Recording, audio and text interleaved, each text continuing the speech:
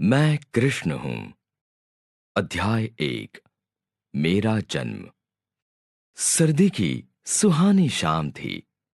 चारों ओर साए साए कर ठंडी हवाएं बह रही थी। मशालें जलना शुरू हो चुकी थी। अधिकांश लोग घरों को लौट चुके थे, लेकिन मेरी तबीयत अचानक बिगड़नी शुरू हो गई थी। मैं चाहकर भी घर लौटने की परिस्थिति में नहीं था। सीने में तेज दर्द होना शुरू हो गया था और मुझे न चाहते हुए भी एक पेड़ के नीचे आसरा लेना पड़ा था। आसपास कोई दिख भी नहीं रहा था तथा जोर से आवाज देकर किसी को बुलाने की परिस्थिति में भी नहीं था। इस समय ऐसा लगने लगा था कि शायद मैं जीवन की अंतिम सांसें ले रहा हूं। हालांकि यह दुख की बात नहीं थी, क्योंकि वैसे भी उम्र 90 को पार कर ही चुकी थी। इस समय जो बात बुरी लग रही थी वो ये थी कि मैंने अपना पूरा जीवन दुख व कष्टों में गुजारा था। और इससे भी आश्चर्यजनक बात ये थी कि जीवन की संपूर्ण दुखद यात्रा अचानक एक दुस्वप्न बनकर मेरी आंखों के सामने से गुजरना शुरू हो गई थी। वाकई, जब से होश संभाला था, हमेशा बेइज्जती ही सही थी। जो जहां मिला था दुत्कारा ही था। जिसने भी जब कभी देखा था, तिरस्कार की नजरों से ही देखा था। कमाल था, इतनी अवहेलना सहने के बावजूद स्वभावतः कभी किसी पर अपनी नाराजगी तक प्रकट नहीं कर पाया था। बस मन ही मन जलता रहा था। लेकिन सच कहूं तो आज जीवन के इस अंतिम पड़ाव पर हर उठाया हुआ कष्ट और हर सहा हुआ अपमान बड़ा व्यथित कर रहा था। हालांकि ये बात अलग है कि आज की व्यथा पूर्णतः भिन्न थी। उसमें एक सबक भी शामिल था। अब तक मैंने जीवन भर अपने साथ हो रहे दुर्व्यवहारों के लिए दूसरों को ही दोषी माना था, और जिसके चलते मैंने भीतर ही भीतर बड़ा कष्ट भी भोगा था। सोचता था संसार दुष्टों से भरा पड़ा है, मेरे लायक नहीं है, यहां शरीफों का कोई काम नहीं। परंतु आज अंतिम समय यह समझ में आ गया था कि ताली हमेशा दो हाथों से बजती है। यानी कुछ न कुछ गलती मेरी भी रही होगी। बस ये ख्याल आते ही मैं स्वयं से नाराज हो उठा और उसके साथ ही मन स्वयं के दोष ढूंढने में लग गया। कहने का तात्पर्य, व्यथा आज भी थी, लेकिन उसका पैमाना बिल्कुल भिन्न था। नाराजगी आज भी थी, परंतु उसका निशाना कोई और नहीं, मैं स्वयं था। और इस समय जब मृत्यु द्वार पर दस्तक दे रही थी, तब मैं सोचने लगा कि क्या इतनी असफलता और इतने अपमान के लिए सिर्फ दूसरे जवाबदार हैं? क्या मेरा अपना कोई दोष नहीं? कहीं मेरे होने का ढंग मेरी इन तमाम असफलताओं के लिए जवाबदार तो नहीं? निश्चित ही है, गलती मेरी ही थी, मेरे अपने व्यक्तित्व की थी। मैं था ही इतना बेवकूफ कि मुझे साधारण से साधारण बात भी समझ नहीं आती थी। दरअसल मुझ में कोई एक कार्य भी ठीक से करने की क्षमता ही कहां थी। यही कारण था कि मैं कभी कुछ नहीं कर पाया, और परिणाम स्वरूप पूरा जीवन दुलत्तियां खाते व गालियां सुनते बीत गया। मूर्ख ऐसा था कि जहां हाथ डालता असफल हो जाता, जो कार्य करता उल्टा हो जाता। अब भला इसमें दूसरों का क्या दोष? व्यर्थ क्यों पूरे संसार को गाली देना? कुल मिलाकर जीवन के इस अंतिम क्षण में यह पक्का एहसास हो चला था कि जीवन अकारण दूसरों को दोषी मानकर व्यर्थ गंवा दिया। देर से ही सही, पर अच्छा था कि आज जीवन के इन अंतिम पलों में दोष अपना नजर आ रहा था। आश्चर्य ये कि स्वयं का दोष क्या समझ आया, अचानक मैं अपने भीतर एक शक्ति का उदय होता हुआ महसूस करने लगा। उम्र के इस पड़ाव पर अनायास ही मेरे भीतर एक शांत परंतु शक्तिशाली व्यक्तित्व का उदय हो रहा था। इधर मौत किसी भी क्षण आने को थी, सांस रुकने को ही थी कि तभी परिवर्तित हुए व्यक्तित्व के कारण भीतर एक महासंकल्प हुआ। मेरी आत्मा से आवाज निकली, देख लेना दुनिया वालों, मेरा अगला जन्म ऐसा होगा कि मैं जहां हाथ डालूंगा मेरे हाथ सर्वत्र विजय ही लगेगी। मेरी बुद्धि, मेरे ज्ञान व मेरी आंतरिक शक्तियों के सभी समकालीन लोग कायल हो जाएंगे। मैं अगले जन्म में ऐसा कुछ कर दिखाऊंगा कि आने वाले युगों युगों तक मेरी प्रज्ञा की मिसालें दी जाएंगी। क्योंकि अब मैं दुनिया का दस्तूर समझ गया हूं। यहां मनुष्य को स्वयं के द्वारा स्वयं का उद्धार करना पड़ता है, और वो करना मैंने प्रारंभ कर दिया है। अब अगले जन्म में मुझे सफल जीवन जीने से कोई नहीं रोक सकता। और भगवान, तू भी सुन ले, मैं अब किसी कीमत पर हताशा का एक और जीवन गुजारने को तैयार नहीं। यदि तुमने मेरे काम में अड़ंगा डालने की कोशिश की या मेरे जीने में व्यवधान पैदा करने की जुर्रत की, तो मैं तेरे इन बद इरादों को कभी कामयाब नहीं होने दूंगा। मैं आज जीवन के इस अंतिम क्षण ये संकल्प लेता हूं कि अगला जन्म कैसा भी मिले, मैं तुझे हर हाल में जीत कर दिखाऊंगा। अपनी बुद्धि व चतुराई का परचम पूरे विश्व में फहरा कर दिखलाऊंगा। इस जन्म में तो मैंने जहां हाथ डाला वहीं हार का मुंह देखा। सब जीत गए मुझसे, मैं सबसे ही हारा। लेकिन यह निश्चित जान कि मेरा अगला जीवन एक यादगार विजय यात्रा होगी, चाहे तू सहयोग करें या ना करें। और तो और, यदि तुमने मेरे रास्ते में आने की कोशिश की तो ना सिर्फ तुझसे टकराऊंगा, बल्कि ये तय जान कि तुझे हराकर भी दिखाऊंगा। यहां संकल्प हुआ, वहां सांस गई। चलो, एक जिल्लत भरी जिंदगी से छुटकारा मिला। यूं भी दूसरों से शिकायत अपने मन की कमजोरी ही दर्शाता है। मजबूत मन परिस्थितियों से लड़ने का संकल्प लेता है। अच्छा था जो कम से कम अंतिम क्षण मेरा मन मजबूत हुआ था। इससे और कुछ नहीं तो अगला जन्म सुधरने के आसार तो बन ही गए थे। उधर मालूम नहीं कितने वर्षों तक मेरी आत्मा मेरे सूक्ष्म मन के साथ शून्य में लीन रही। शायद धरती के 400-500 वर्ष बीत गए होंगे। वहीं यदि शून्य के समय की बात करूं तो यहां के बमुश्किल 10 रोज बीते होंगे। दरअसल यहां समय ठहर सा जाता है, क्योंकि यहां मन शांत है और ऊपर से यहां शरीर का कोई बंधन भी नहीं है। अतः यहां समय चलता नहीं बल्कि उड़ता है। खैर, अचानक ऐसा लगा जैसे कोई गहरी नींद से मुझे जगाने की कोशिश कर रहा है। मैं चौंक कर जागा और जागते ही समझ गया, अब स्वर्ग सुख का समय समाप्त हुआ, अर्थात अगले जन्म की तैयारी हो चुकी है। फिर वही संसार, वही शरीर का बंधन, फिर वही मोह माया से भरा जीवन, और फिर वही दुखों का एक अंतहीन सिलसिला। तो इसका उपाय भी क्या है? यही जीवन की धारा है और इसे स्वीकारना ही रहा। लेकिन अभी सोचने वाली बात यह कि चैन से सोया था संसार की चिंता छोड़कर। ये कौन मुझे पैदा करने को मचल उठा? जरा देखो तो।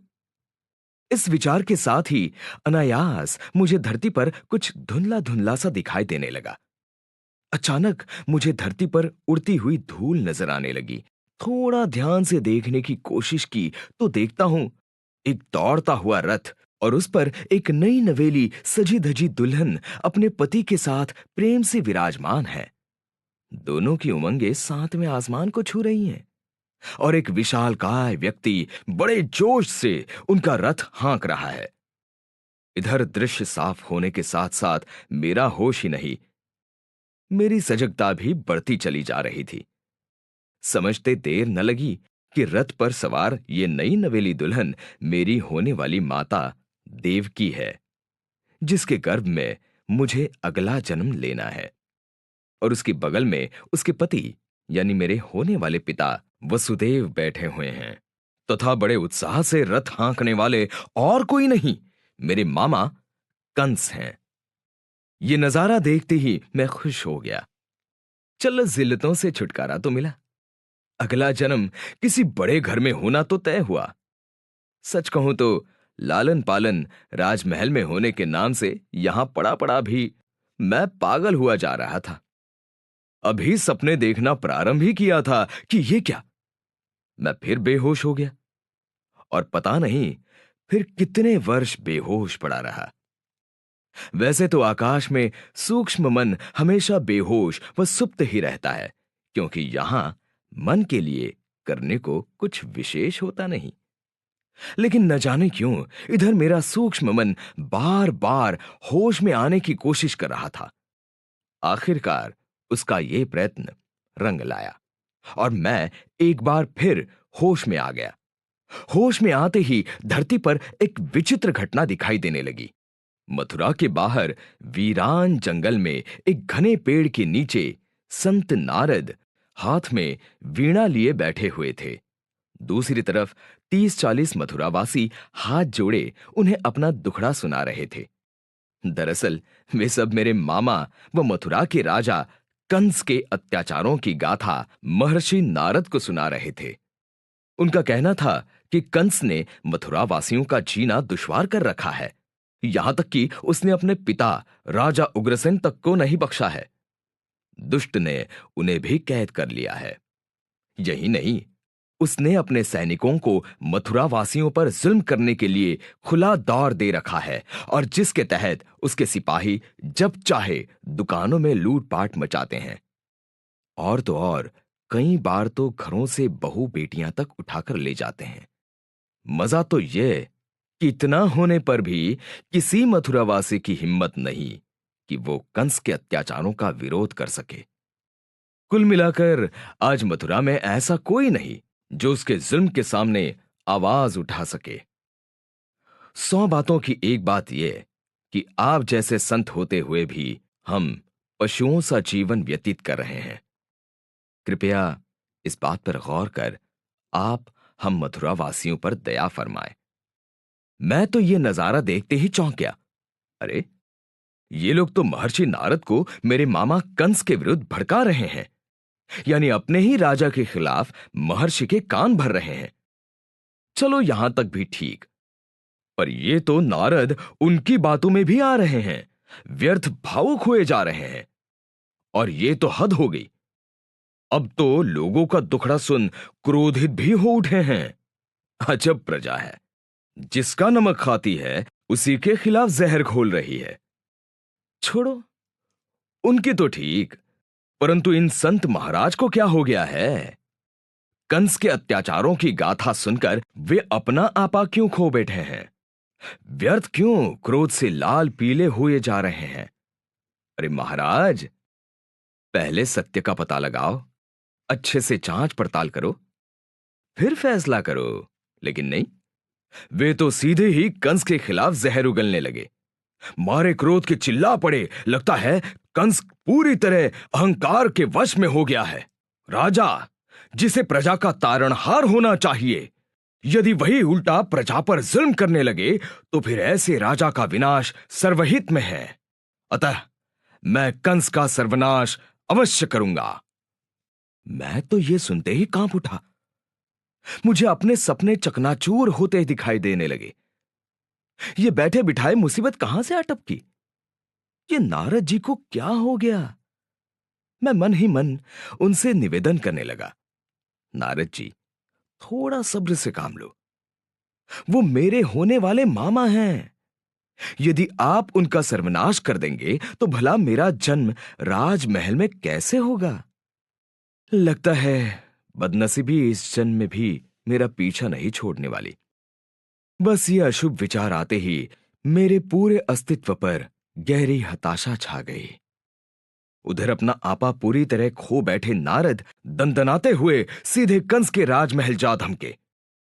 बाहर से देखने पर ही राजमहल बड़ा भव्य नजर आ रहा था, कई बेशकीमती साजो सामान महल के कोने कोने में रखे देखे जा सकते थे। शानदार प्रवेश द्वार के बाद भी कई छोटे मोटे गलियारों से गुजरकर ही कंस के सभा कक्ष तक पहुंचा जा सकता था। मैं तो राजमहल की भव्यता में ही खो गया, लगा सपने देखने।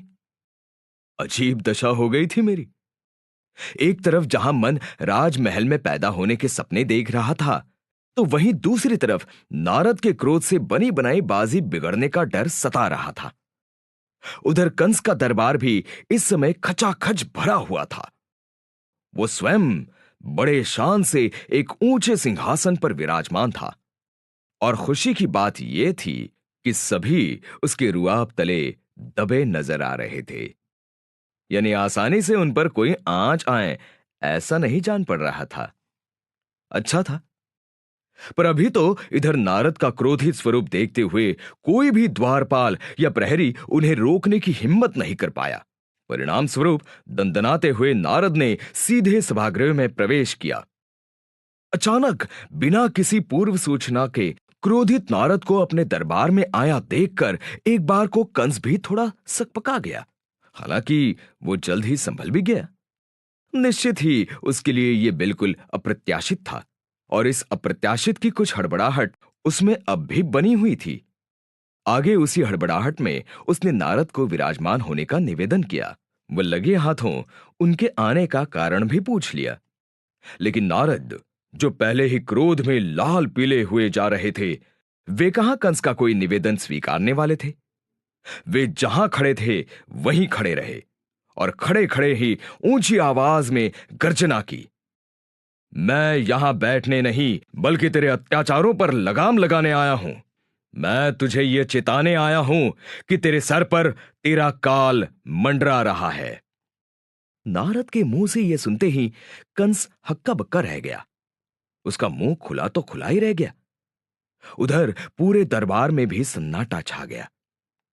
इधर नारद का क्रोधित स्वरूप देखकर और उनकी कटुवाणी सुनकर एक क्षण को तो कंस भी बुरी तरह घबरा गया। लेकिन दूसरे एक क्षण उसके चिंतन ने करवट ली। मेरे ही दरबार में मेरे ही दरबारियों के सामने मुझे ही ललकारा।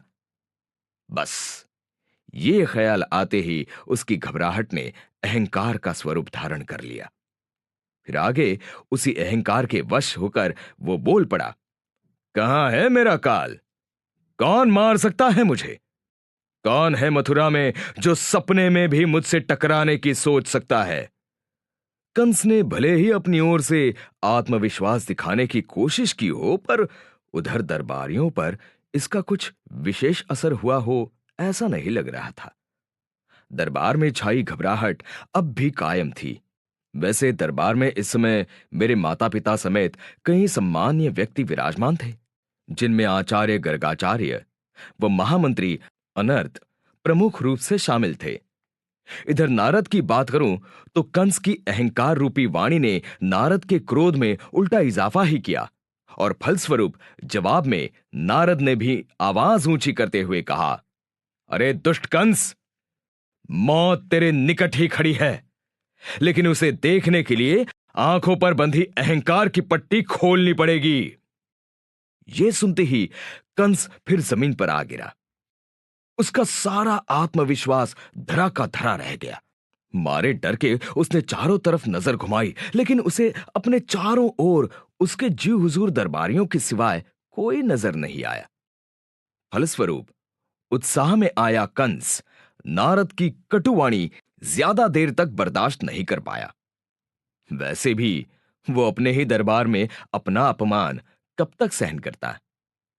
आखिर उसने भी अपना आपा खो दिया और पागलों की तरह चिल्लाते हुए बोला, कहां है?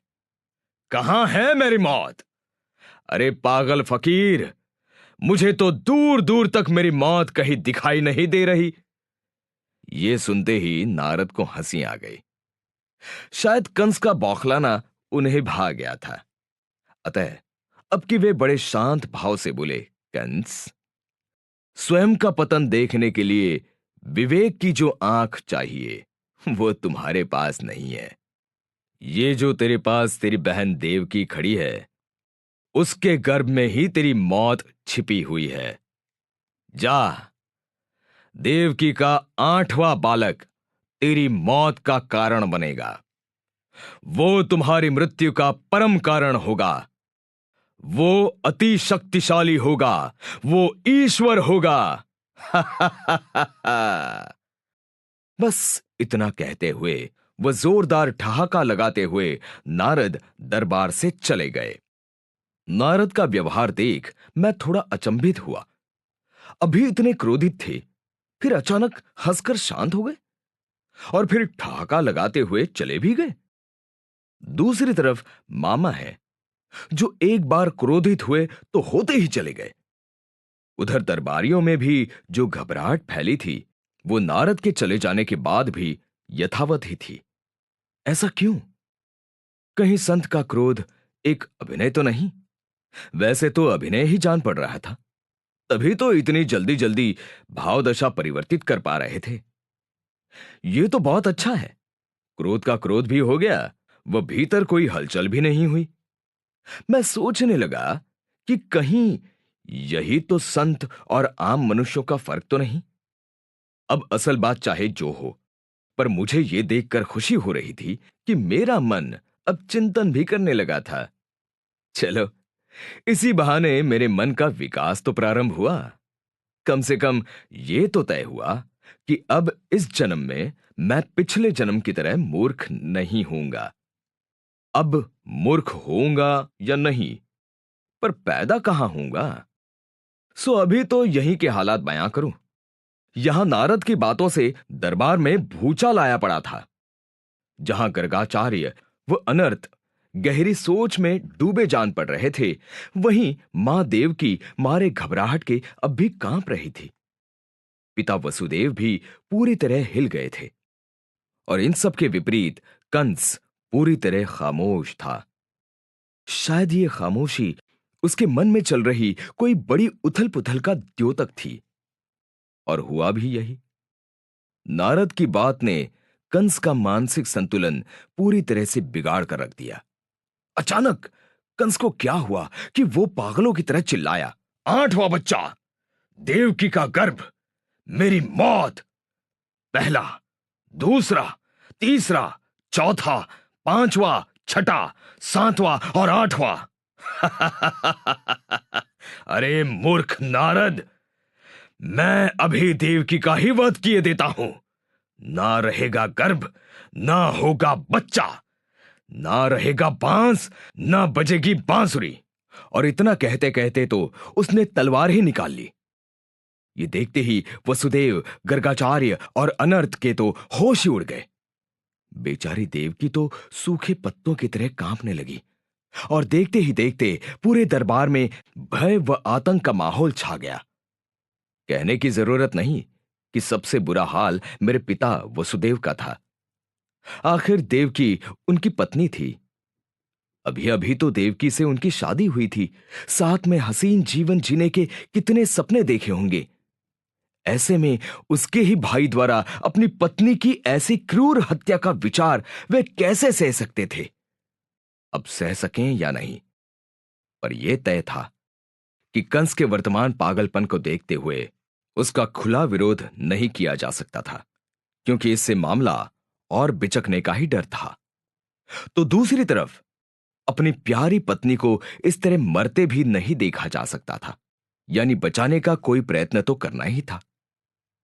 वसुदेव सचमुच बड़ी उलझन में फंस गए थे और आखिर जब कुछ न सूझा तो किसी तरह हिम्मत कर अत्यंत दबी जुबान में वसुदेव ने कंस से विनती की, आप एक परम शक्तिशाली राजा हैं और देवकी आपकी लाडली बहन है। आपने अभी कुछ ही दिन पहले बड़े उत्साह से उसके विवाह का रथ हाँका था। फिर भी आश्चर्य है कि आप अपनी इतनी चहेती बहन की हत्या एक बच्चे के डर से करना चाहते हैं। सभी जानते हैं कि नारद तो दर दर भटकने वाला एक आवारा साधु है। यदि उसकी बातों में आकर आपने भयवश अपनी बहन का वध किया तो हो सकता है इससे आपकी पूरी कीर्ति धूल में मिल जाए। यह भी हो सकता है कि इससे आपकी शक्तियों की चर्चा पर भी हमेशा के लिए पूर्ण विराम लग जाए। कहीं ऐसा ना हो आपका यश भी जाता रहे और ऊपर से बहन हत्या का पाप भी लग जाए। अब भले ही वसुदेव अपनी ओर से स्थिति संभालने की कोशिश कर रहे थे, माना उन्होंने बात भी अच्छे से ही रखी थी, फिर भी इधर मेरी हालत तो अब भी गंभीर ही बनी हुई थी। बमुश्किल एक राज परिवार का गर्भ मिल रहा था। क्या अब उसकी भी हत्या हो जाएगी? और वो हत्या भी मेरे ही मामा द्वारा होगी। हालांकि मामा के इस विचार मात्र से इतना तो समझ आ ही गया था कि मथुरावासी नारद से जो शिकायत कर रहे थे वो गलत तो नहीं ही होगी। मामा के लक्षण तो कुछ ऐसे ही दिखाई दे रहे थे। अब अपनी ही बहन को मारने पर उतारू हो गए हैं, भला दुष्टता का इससे बड़ा सबूत और कहां मिलेगा? चलो ये सब भी छोड़ो, मेरी बात करूं तो कहां तो मैं राजसी ठाट बाट के सपने देख रहा था और कहां मेरा जन्म ही अधर में लटक गया था। फलस्वरूप उदासी मेरे पूरे अस्तित्व पर छा गई थी और मन वो तो निराशा के घने बादलों में हिचकोले खाने लग गया था।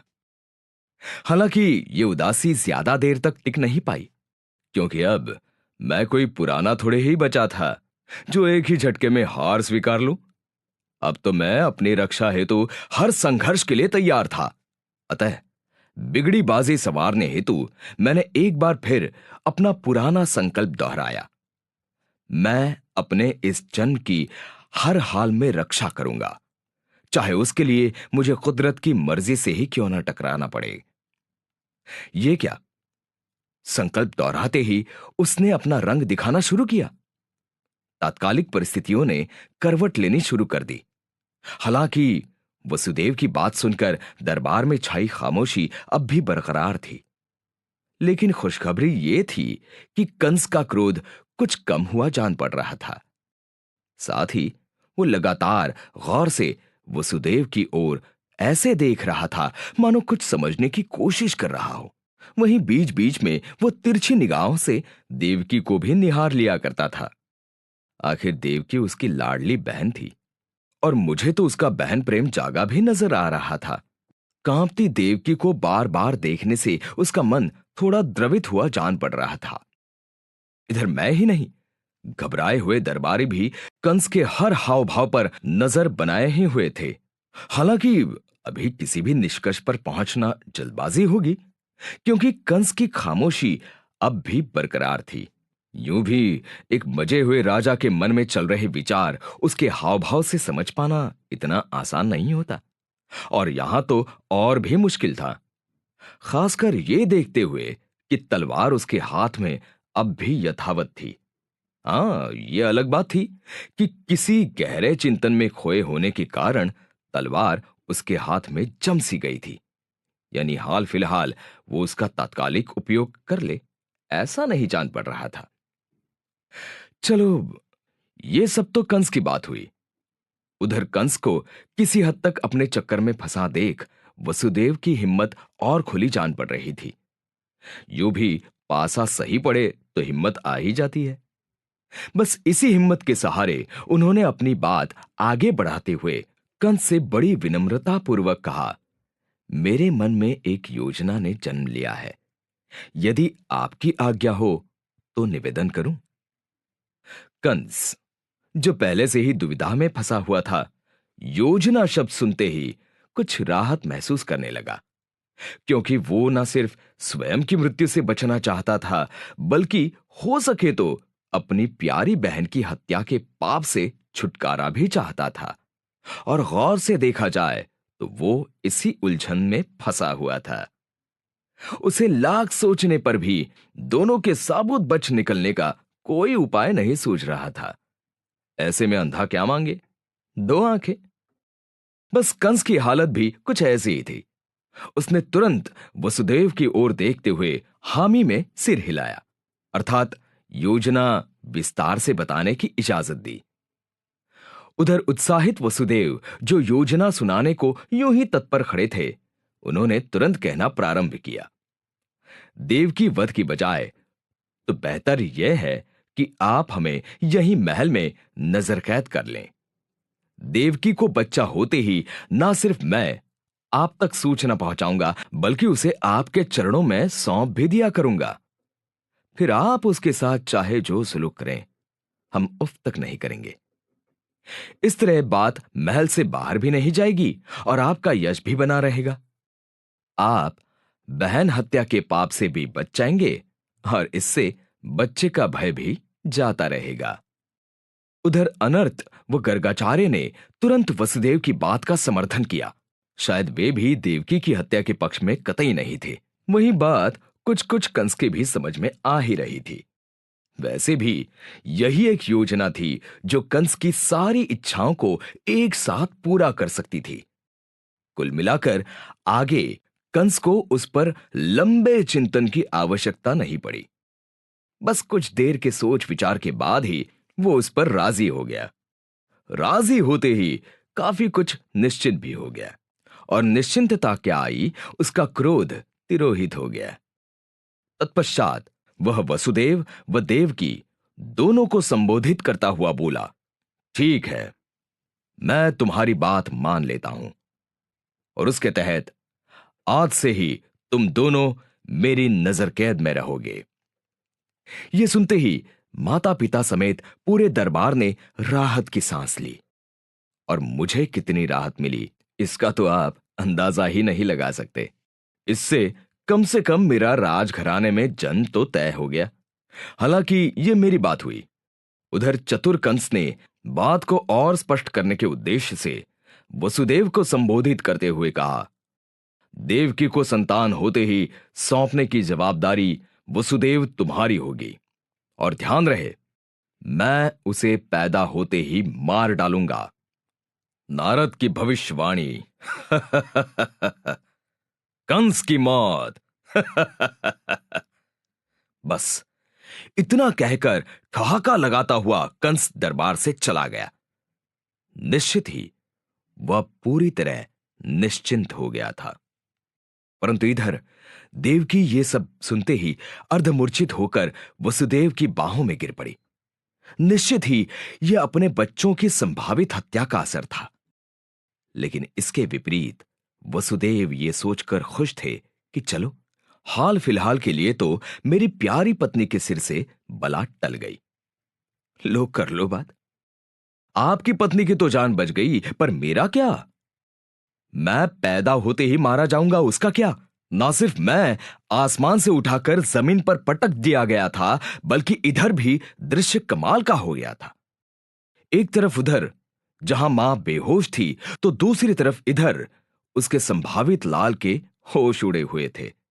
खैर, देवकी तत्काल प्रभाव से अपने ही कक्ष में नजर कैद कर ली गई। साथ ही हाथों हाथ कंस ने देवकी पर 24 घंटे नजर रखने हेतु 4 सेविकाओं की अलग से नियुक्ति भी कर दी। और इसके साथ देखते ही देखते देवकी के हसीन वैवाहिक जीवन के सपने चकनाचूर हो गए। अभी तो शादी हुई थी, बेचारी ने क्या क्या सपने देखे होंगे, और ले देकर मिली ये नजर कैद, और साथ ही मिला आने वाले बच्चों व उनकी मौत का एक लंबा इंतजार। शायद आज देवकी संसार की सबसे ज्यादा लाचार मां थी, और मैं उसका सबसे लाचार बच्चा, जो मरने के लिए ही पैदा होने जा रहा था। जैसे जैसे समय बीतता जा रहा था, वैसे वैसे नीचे मां की धड़कन तेज होती जा रही थी, और यहां ऊपर मेरी घबराहट बढ़ती जा रही थी। और समय था जो हमारे फिक्र किए बिना अपनी गति से बहे जा रहा था। ऐसे में समय कटने में क्या देर लगनी थी। आखिर समय आ ही गया, और मेरे भाई ने देवकी के गर्भ से जन्म लिया, और वादे के मुताबिक खुद पिताजी ने इसकी सूचना कंस तक पहुंचाई। वाकई कितना निष्ठुर यह कार्य था जो पिताजी को निभाना पड़ रहा था। इतिहास में शायद ही किसी पिता को अपने ही बच्चे को मारने का निमंत्रण लेकर कभी किसी के पास जाना पड़ा होगा। उधर कंस तो मानो ऐसी किसी खबर का इंतजार ही कर रहा था। बस वो तो सूचना पाते ही तत्क्षण दंदनाता हुआ देवकी के कक्ष में जा घुसा। पीछे पीछे लाचार वसुदेव दौड़े चले आ रहे थे और उधर लाचार मां ताजी ताजी प्रसूति के कारण अब भी बेहोश पड़ी हुई थी। पर कंस क्यों ये सब फिक्र करने लगा? उसके माथे पर तो अपनी मौत के भय को लेकर इतनी क्रूरता सवार थी कि उसने आंव देखा न ताव। बस तेजी से देवकी के पास सो रहे निर्दोष नवजात शिशु को उठाया, वो पूरे क्रोध से उसे दीवार पर दे मारा। अब भला कंस के सामने बेचारे बच्चे की क्या बिसात। एक ही झटके में फर्श पर खून व बच्चे का मांस बिखर पड़ा। आश्चर्य था, इतना निष्ठुर कार्य करते वक्त भी एक क्षण को कंस का हाथ नहीं कांपा था। ये तो ठीक, तत्पश्चात बड़ी बेशर्मी से क्रूर अट्टहास लगाता हुआ वो कक्ष के बाहर ऐसे चला गया मानो कुछ हुआ ही ना हो। उधर दीवार से सटे खड़े वसुदेव ये दृश्य देखते ही जमीन पर लुढ़क पड़े। ये तो अच्छा था कि मां बेहोश थी, नहीं तो ये क्रूर दृश्य देखकर उसका क्या होता। शायद वो मुझे जन्म देने के लिए जीवी थी न बचती। और अपनी मनोदशा क्या बताऊं? क्या इतनी निष्ठुर मौत पाने के लिए ही मैं पैदा होने जा रहा था? क्या मेरा बेहतर जीवन जीने का संकल्प व्यर्थ चला गया? नहीं नहीं, मेरा संकल्प कभी व्यर्थ नहीं जा सकता। बस कोई अन्य आसरा न देख बार बार यही दिलासा स्वयं को दिलाए चले जा रहा था। हालत ऐसी थी कि दिलासे की जरूरत भी मुझे थी और दिलासा देने वाला भी मेरे अलावा कोई न था।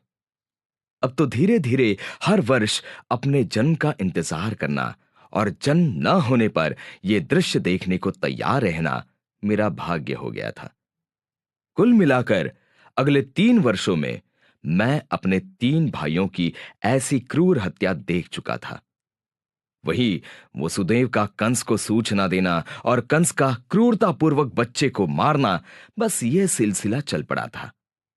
यानी वर्ष भर इस दुर्भाग्यशाली क्षण का इंतजार करना, फिर यह क्रूर कृत्य देखना। यह तो अच्छा था जो मैं अब तक पैदा नहीं हुआ था, वरना मेरी यह आत्मकथा शुरू होने से पूर्व ही खत्म हो गई होती। वहीं यदि दूसरे तरीके से सोचूं तो यह कुदरत की मेरे साथ क्रूरता थी जो मुझे हर वर्ष अपने भाइयों की ऐसी मौत देखनी पड़ रही थी। खैर, इधर अब तक घटे हादसों ने मेरे सूक्ष्म मन पर कंस की क्रूरता, वसुदेव की लाचारी और देवकी की पीड़ा की अपनी एक गहरी छाप बनाना शुरू कर दी थी। उधर मैं अब तक सिर्फ इतना जानता था कि मुझे देवकी के गर्भ में अगला जन्म लेना है, परंतु किस क्रम में पैदा होने वाला हूं यह नहीं जानता था। यानी उत्सुकता के नाम पर कब मरना है इसका इंतजार था। वहीं यदि मनोदशा की बात करूं तो जहां एक ओर मेरा मन हर बच्चे की मृत्यु के साथ एक भयंकर वेदना झेल रहा था, वहीं दूसरी ओर यह संतोष भी दे रहा था कि चलो कम से कम मैं अब तक पैदा नहीं हुआ हूं। लेकिन कब तक? बस यही सोचकर मन फिर विचलित हो उठता था।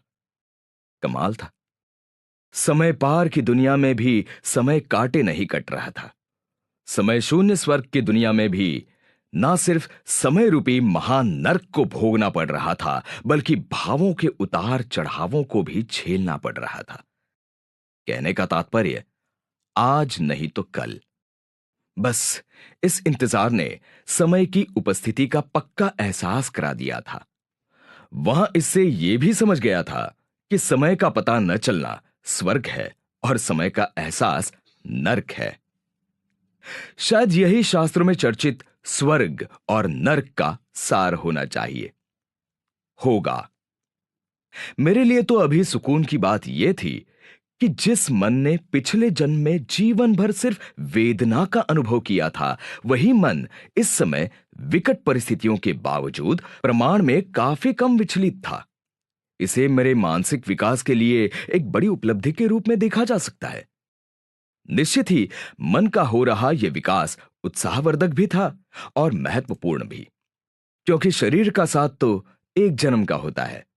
पैदा होते ही मर भी गया तो क्या फर्क पड़ना था, परंतु मन का साथ तो जन्मों जन्मांतर का होता है।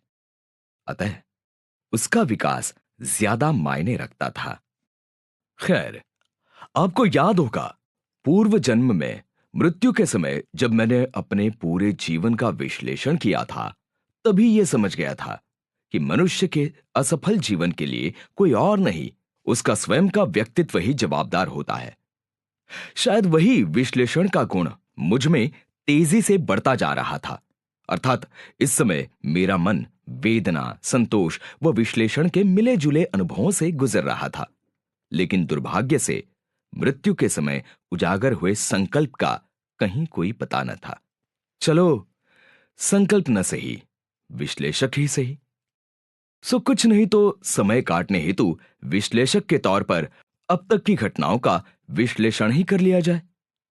और अब तक की घटनाओं के विश्लेषण से यह तो समझ आ ही गया था कि दुख, चिंता, व्यथा, भय आदि सब कुछ समय ही है।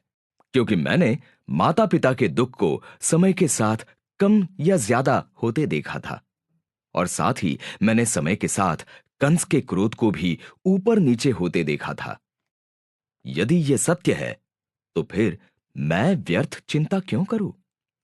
हो सकता है मेरी वर्तमान व्यथा भी समय से ज्यादा कुछ न हो, और यदि ऐसा ही है तो फिर सारी चिंताएं समय पर क्यों ना छोड़ दी जाए। लो, यह विचार आते ही ना सिर्फ मेरी व्यथा विलुप्त हो गई, बल्कि समय की बात समय पर छोड़ते ही आश्चर्यजनक रूप से मन में आत्मविश्वास जैसे महत्वपूर्ण गुण का उदय भी होने लगा। उस पर खुशखबरी ये कि यहां मेरा आत्मविश्वास बढ़ा, वहां कंस की मनोदशा में फर्क आने लगा।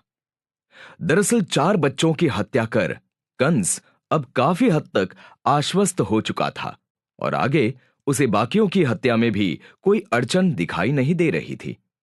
बस खुद के आश्वस्त होते ही उसे एक बार फिर अपनी प्यारी बहन देवकी का ख्याल आया। एक तो बहन का ये हाल देख भीतर ही भीतर वो व्यथित तो हो ही रहा था, वहीं दूसरी ओर उसे अब वसुदेव की नियत या उसकी सुझाई योजना पर भी रत्ती भर शंका नहीं बची थी।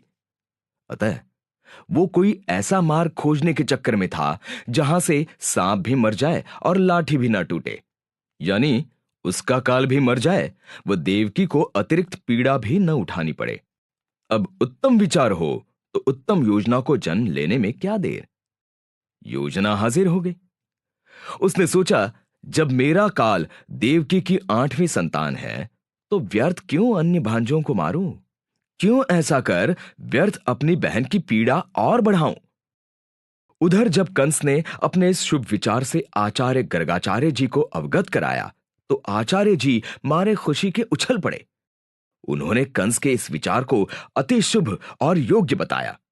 इधर मामा का यह शुभ विचार सुनकर स्वाभाविक तौर पर यह भांजा भी काफी खुश हुआ। चलो, मेरे बचने का कोई मार्ग तो खुला। आज मार्ग खुला है तो कल बच भी जाएंगे।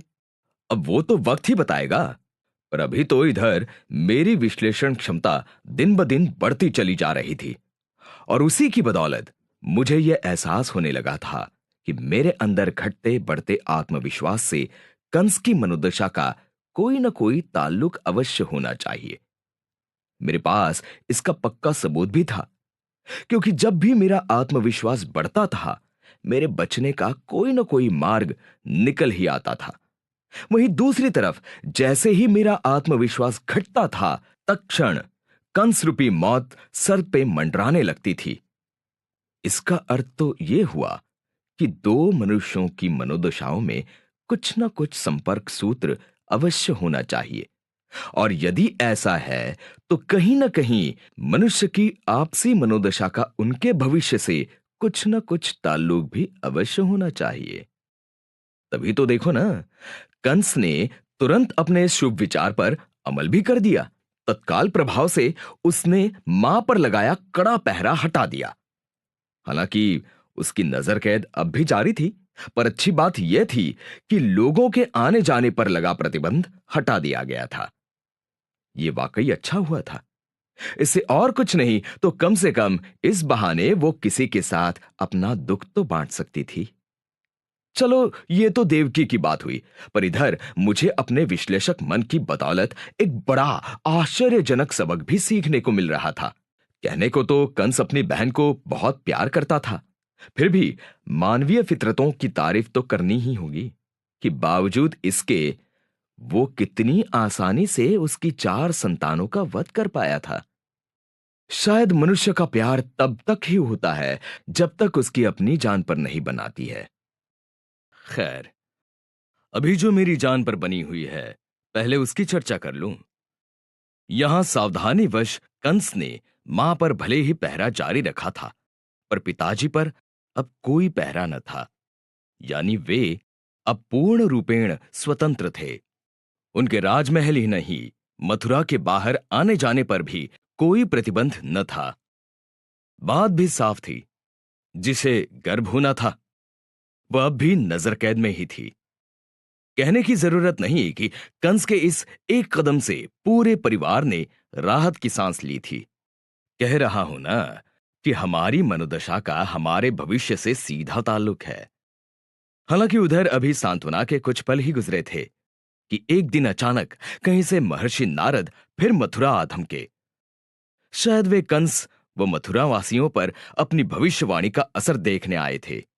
लेकिन उनके मथुरा आगमन के साथ ही न जाने क्यों मेरी धड़कन तेज हो गई थी। मन में डर लगने लगा कि कहीं ये फिर जमा जमाया खेल न बिगाड़ दे। वैसे भी ये संभव ही था, क्योंकि ये सारी हलचल उन्हीं की पैदा की हुई थी।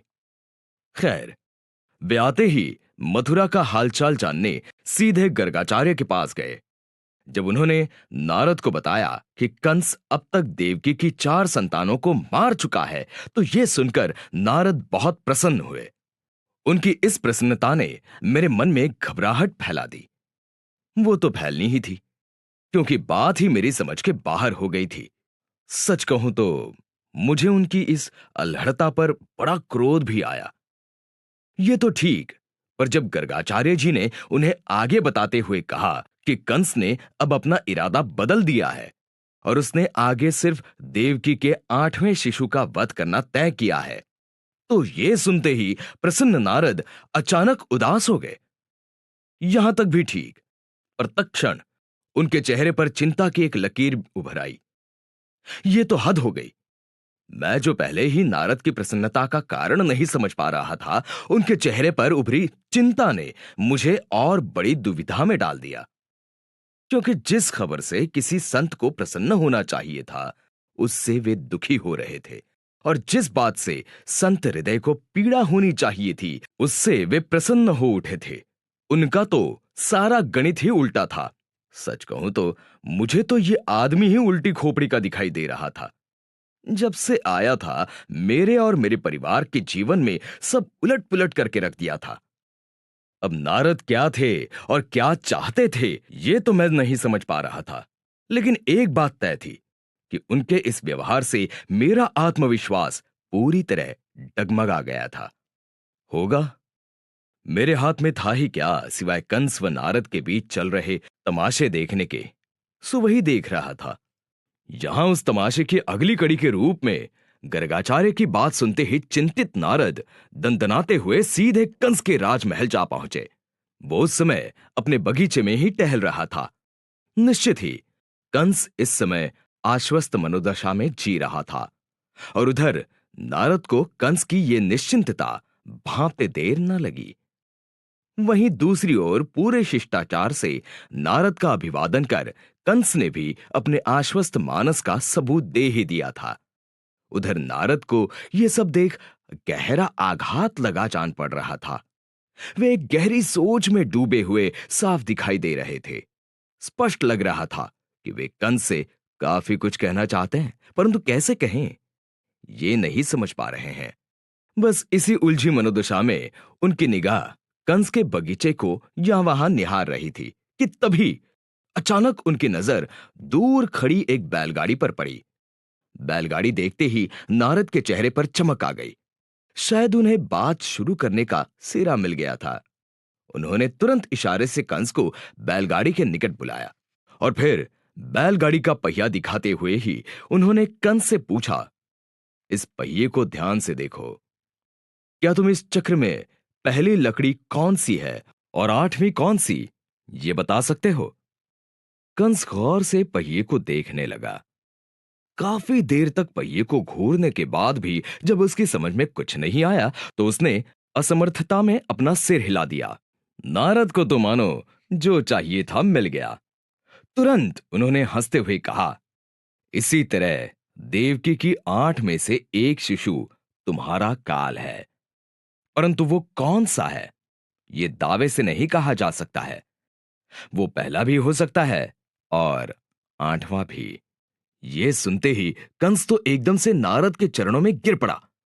तुरंत 2 हाथ जोड़ते हुए बोला, आपने मुझे ठीक समय पर ठीक ज्ञान दिया, वरना अनर्थ हो जाता। यदि आप मुझे नहीं चेताते तो आज मेरी ही मूर्खता के कारण मेरा काल मेरे हाथों से फिसल जाता। मैं अब देवकी की सारी संतानों का वध करूंगा, एक को भी जीवित नहीं छोड़ूंगा। बस नारद का काम हो चुका था। तत्क्षण वे नारायण नारायण कहते हुए चले गए। इस समय उनके चेहरे पर एक रहस्यपूर्ण हास्य उभर आया था। निश्चिंतता तो ऐसी छाई थी मानो उनकी कोई योजना साकार हो गई हो। और ये सब देख मैं यहां चिंता के एक गहरे भंवर में फंस चुका था। साथ ही इससे ये बात और भी पक्की हो गई थी कि मनुष्य की मनोदशा का उसके जीवन से गहरा ताल्लुक है, क्योंकि जैसे ही मुझ में आत्मविश्वास जागा था, कंस को शुभ विचार आने प्रारंभ हो गए थे। वहीं मेरे आत्मविश्वास के लोभ होते ही नारद ने अपना चक्कर चला दिया था। अर्थ स्पष्ट था कि हमारी मनोदशा के अनुसार ही हमारे चारों ओर घटनाएं घट रही हैं, और यदि ऐसा है तब तो हर घटना हमारी मनोदशा का निमित्त मात्र हुई। अर्थात यदि मैं अपना खोया आत्मविश्वास किसी तरह फिर प्राप्त कर लूं तो अब भी बचने का कोई मार्ग खुल सकता है, परंतु कैसे? आखिर खोया हुआ आत्मविश्वास फिर प्राप्त करना इतना आसान थोड़ी ही होता है। खैर छोड़ो, आत्मविश्वास तो लौटेगा तब लौटेगा। तब तक कुछ विश्लेषण ही कर लिया जाए, क्योंकि नारद के संबंध में मैं अपनी कोई पक्की राय नहीं बना पा रहा था।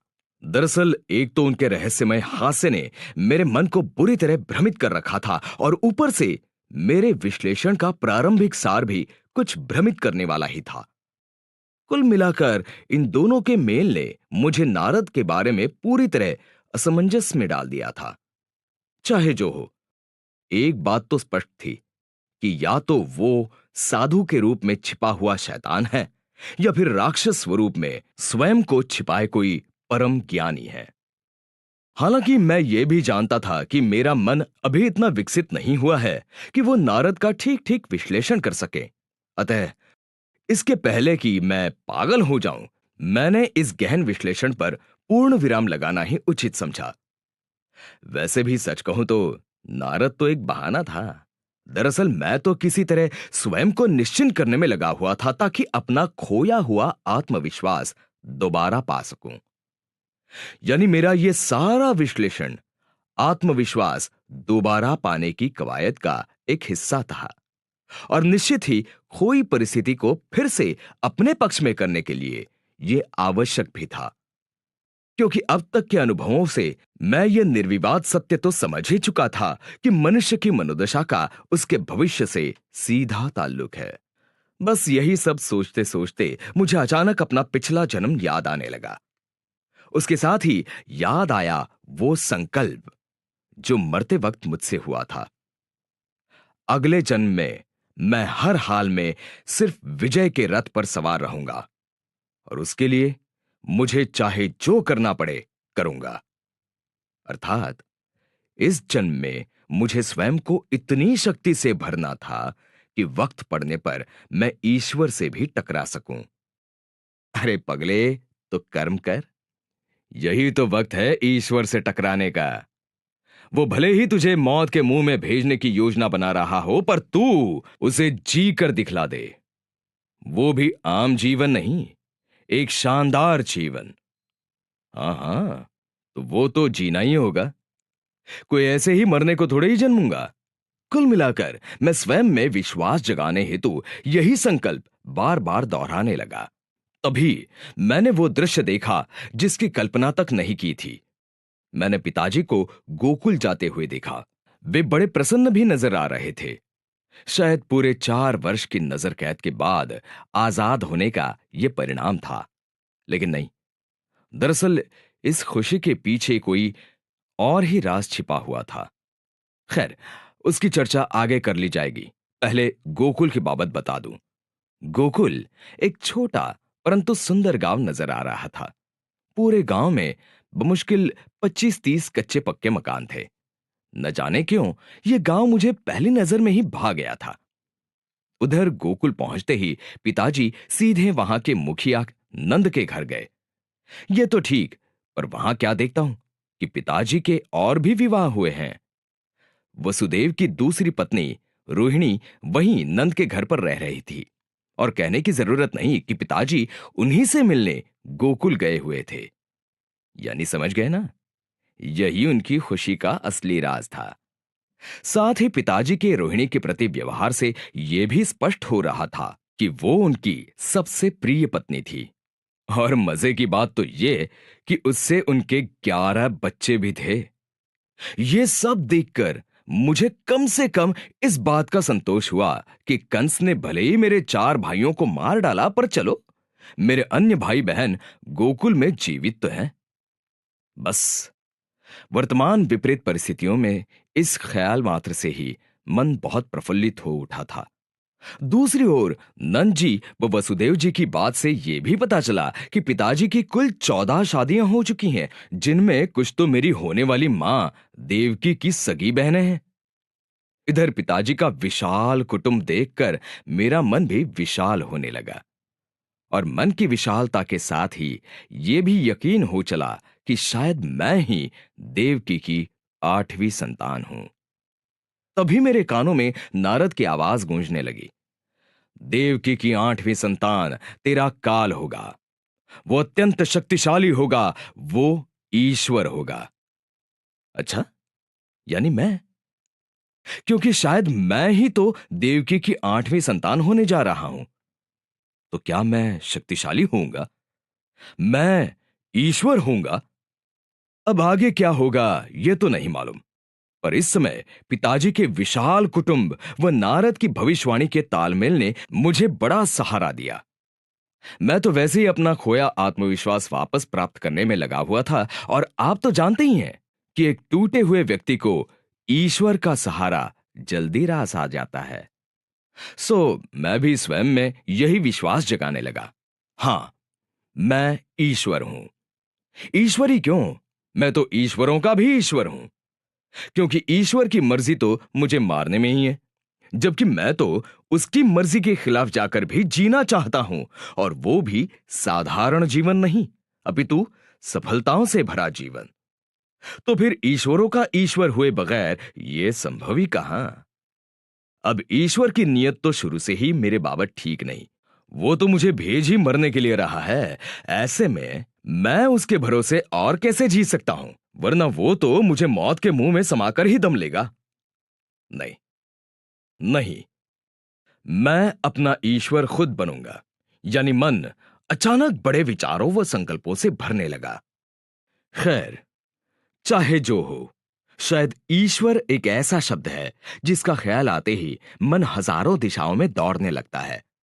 लेकिन एक बात अच्छी थी कि दौड़ दौड़ कर भी मेरा मन अंत में स्वयं में ही स्थिर हो रहा था।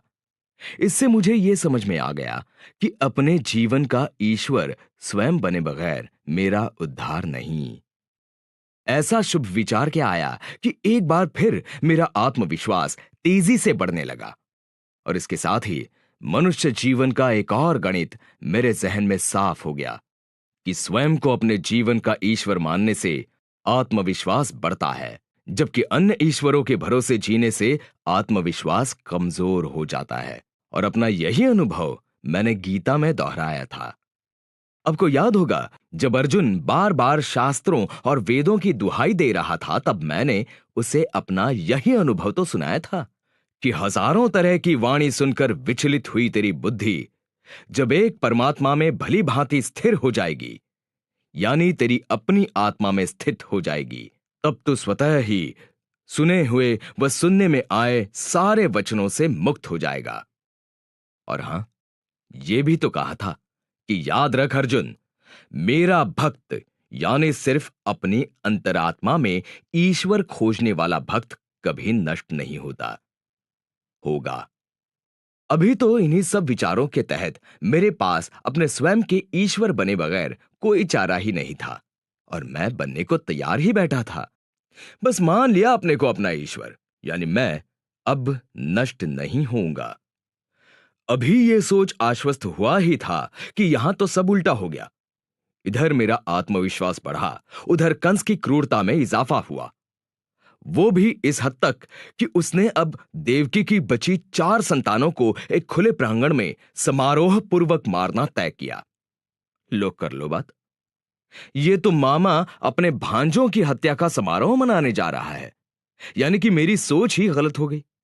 मेरा मानस, जो नारद के गणित को पहले ही नहीं सुलझा पा रहा था, आत्मविश्वास के इस उल्टे प्रभाव ने उसे और उलझा कर रख दिया, और जिसके फलस्वरूप बमुश्किल प्राप्त किया आत्मविश्वास पूरी तरह डगमगा गया। यह तो 4 दिन चले 2.5 कोस वाली बात हो गई। होगा। अभी तो उधर देवकी को 5वीं संतान होने का समय भी नजदीक आ ही गया था। इधर कंस भी पूरी तरह चौकन्ना था।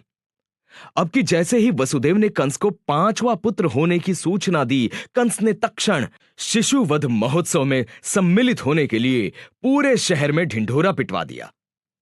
यानी अब की नवजात शिशु का वध एक उत्सव के रूप में मनाए जाने का पूरा इंतजाम हो चुका था। मैं बुरी तरह विचलित हो उठा। अब यही दिन देखना बाकी रह गया था। यह तो सारा संकल्प धरा का धरा रह गया था। हां, एक बात अच्छी थी कि मन के किसी कोने में थोड़ा बहुत विश्वास अब भी कायम था। आशा बनी हुई थी कि मेरा लिया संकल्प पूरी तरह व्यर्थ कैसे जा सकता है। खैर, आज उत्सव का दिन था। प्रांगण मथुरा वासियों से खचाखच ऐसे भर गया था मानो कोई शानदार महोत्सव मनाया जाने वाला हो। निश्चित ही कुछ लोग कौतूहलवश आए होंगे, परंतु स्पष्टतः अधिकांश लोग कंस के भय के कारण आए जान पड़ रहे थे।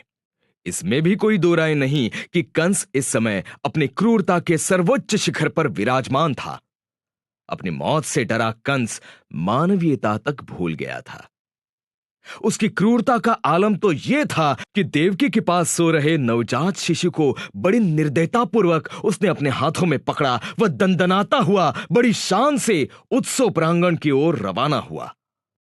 वो पूरे रास्ते नवजात शिशु को बड़ी क्रूरतापूर्वक अपने पंजों में जकड़े हुए पूरे शान से उत्सव प्रांगण की ओर बढ़ा जा रहा था, और हमेशा की तरह लाचार वसुदेव उसके पीछे पीछे दौड़े चले जा रहे थे। उधर जैसे ही कंस ने प्रांगण में प्रवेश किया, करतल ध्वनि से उसका स्वागत किया गया। इससे उत्साहित हो कंस ने बड़ी निर्दयतापूर्वक हाथ में पकड़े बच्चे को पास ही बड़ी एक पत्थर की शिला पर दे मारा। शिला पर खून बह निकला। वह तत्काल मांस के लोचे चारों ओर बिखर गए। देखते ही देखते उस नवजात शिशु के प्राण पखेरु उड़ गए। इधर कंस का कार्य समाप्त हुआ तो उधर मथुरा वासियों के लिए एक तमाशा खत्म हुआ। वहीं दूसरी तरफ देखते ही देखते एक मां ने अपना बच्चा खो दिया। खैर, अपने भाई का इतना भयानक अंत देखकर मेरा मन बुरी तरह कांप उठा। किसका नहीं कांप उठेगा?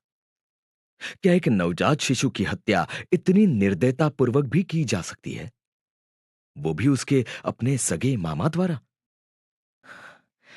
मेरे तो कुछ समझ में आना ही बंद हो गया था।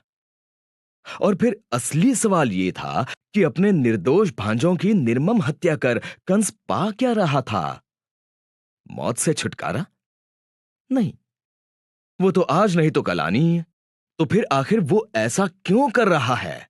कहीं संसार कुछ पाने की लालच में या कुछ खोने के भय से हो रहे अत्याचारों का जोर तो नहीं होगा? अभी तो संसार में जाने व जीवित बचने के ही लाले पड़े हुए हैं। ऐसे में इतनी लंबी सोच के क्या फायदे? इधर फिर देवकी को 6ठी संतान हुई, और फिर कंस उसी तरह निर्दयतापूर्वक उसको पकड़कर प्रांगण में ले गया। फिर उसका वहां करतल ध्वनियों से स्वागत हुआ और फिर उसने निर्ममतापूर्वक उसकी हत्या कर डाली।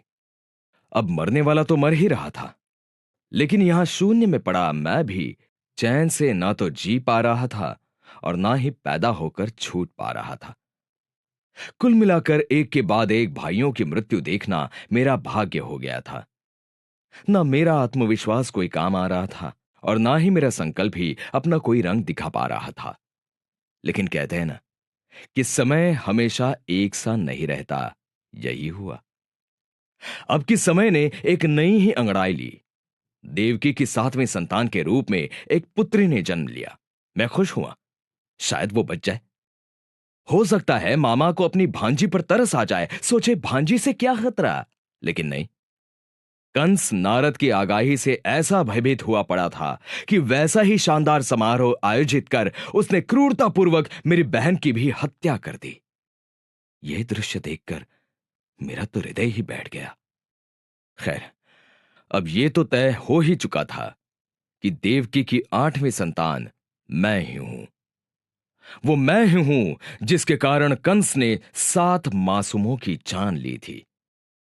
दूसरी तरफ यह भी सच था कि मुझ मासूम का हश्र भी उनसे कुछ भिन्न होता हुआ नजर नहीं आ रहा था। यह सोच मैं उदास हुआ ही था कि अचानक एक नए ही चिंतन में डूब गया। जब देवकी की 8वीं संतान मैं ही था, तो फिर नारद ने व्यर्थ क्यों बाकी 7 को मरवाया? और यदि मुझे भी पैदा होते ही मरना है, तब तो नारद ने 8 की हत्या व्यर्थ करवाई।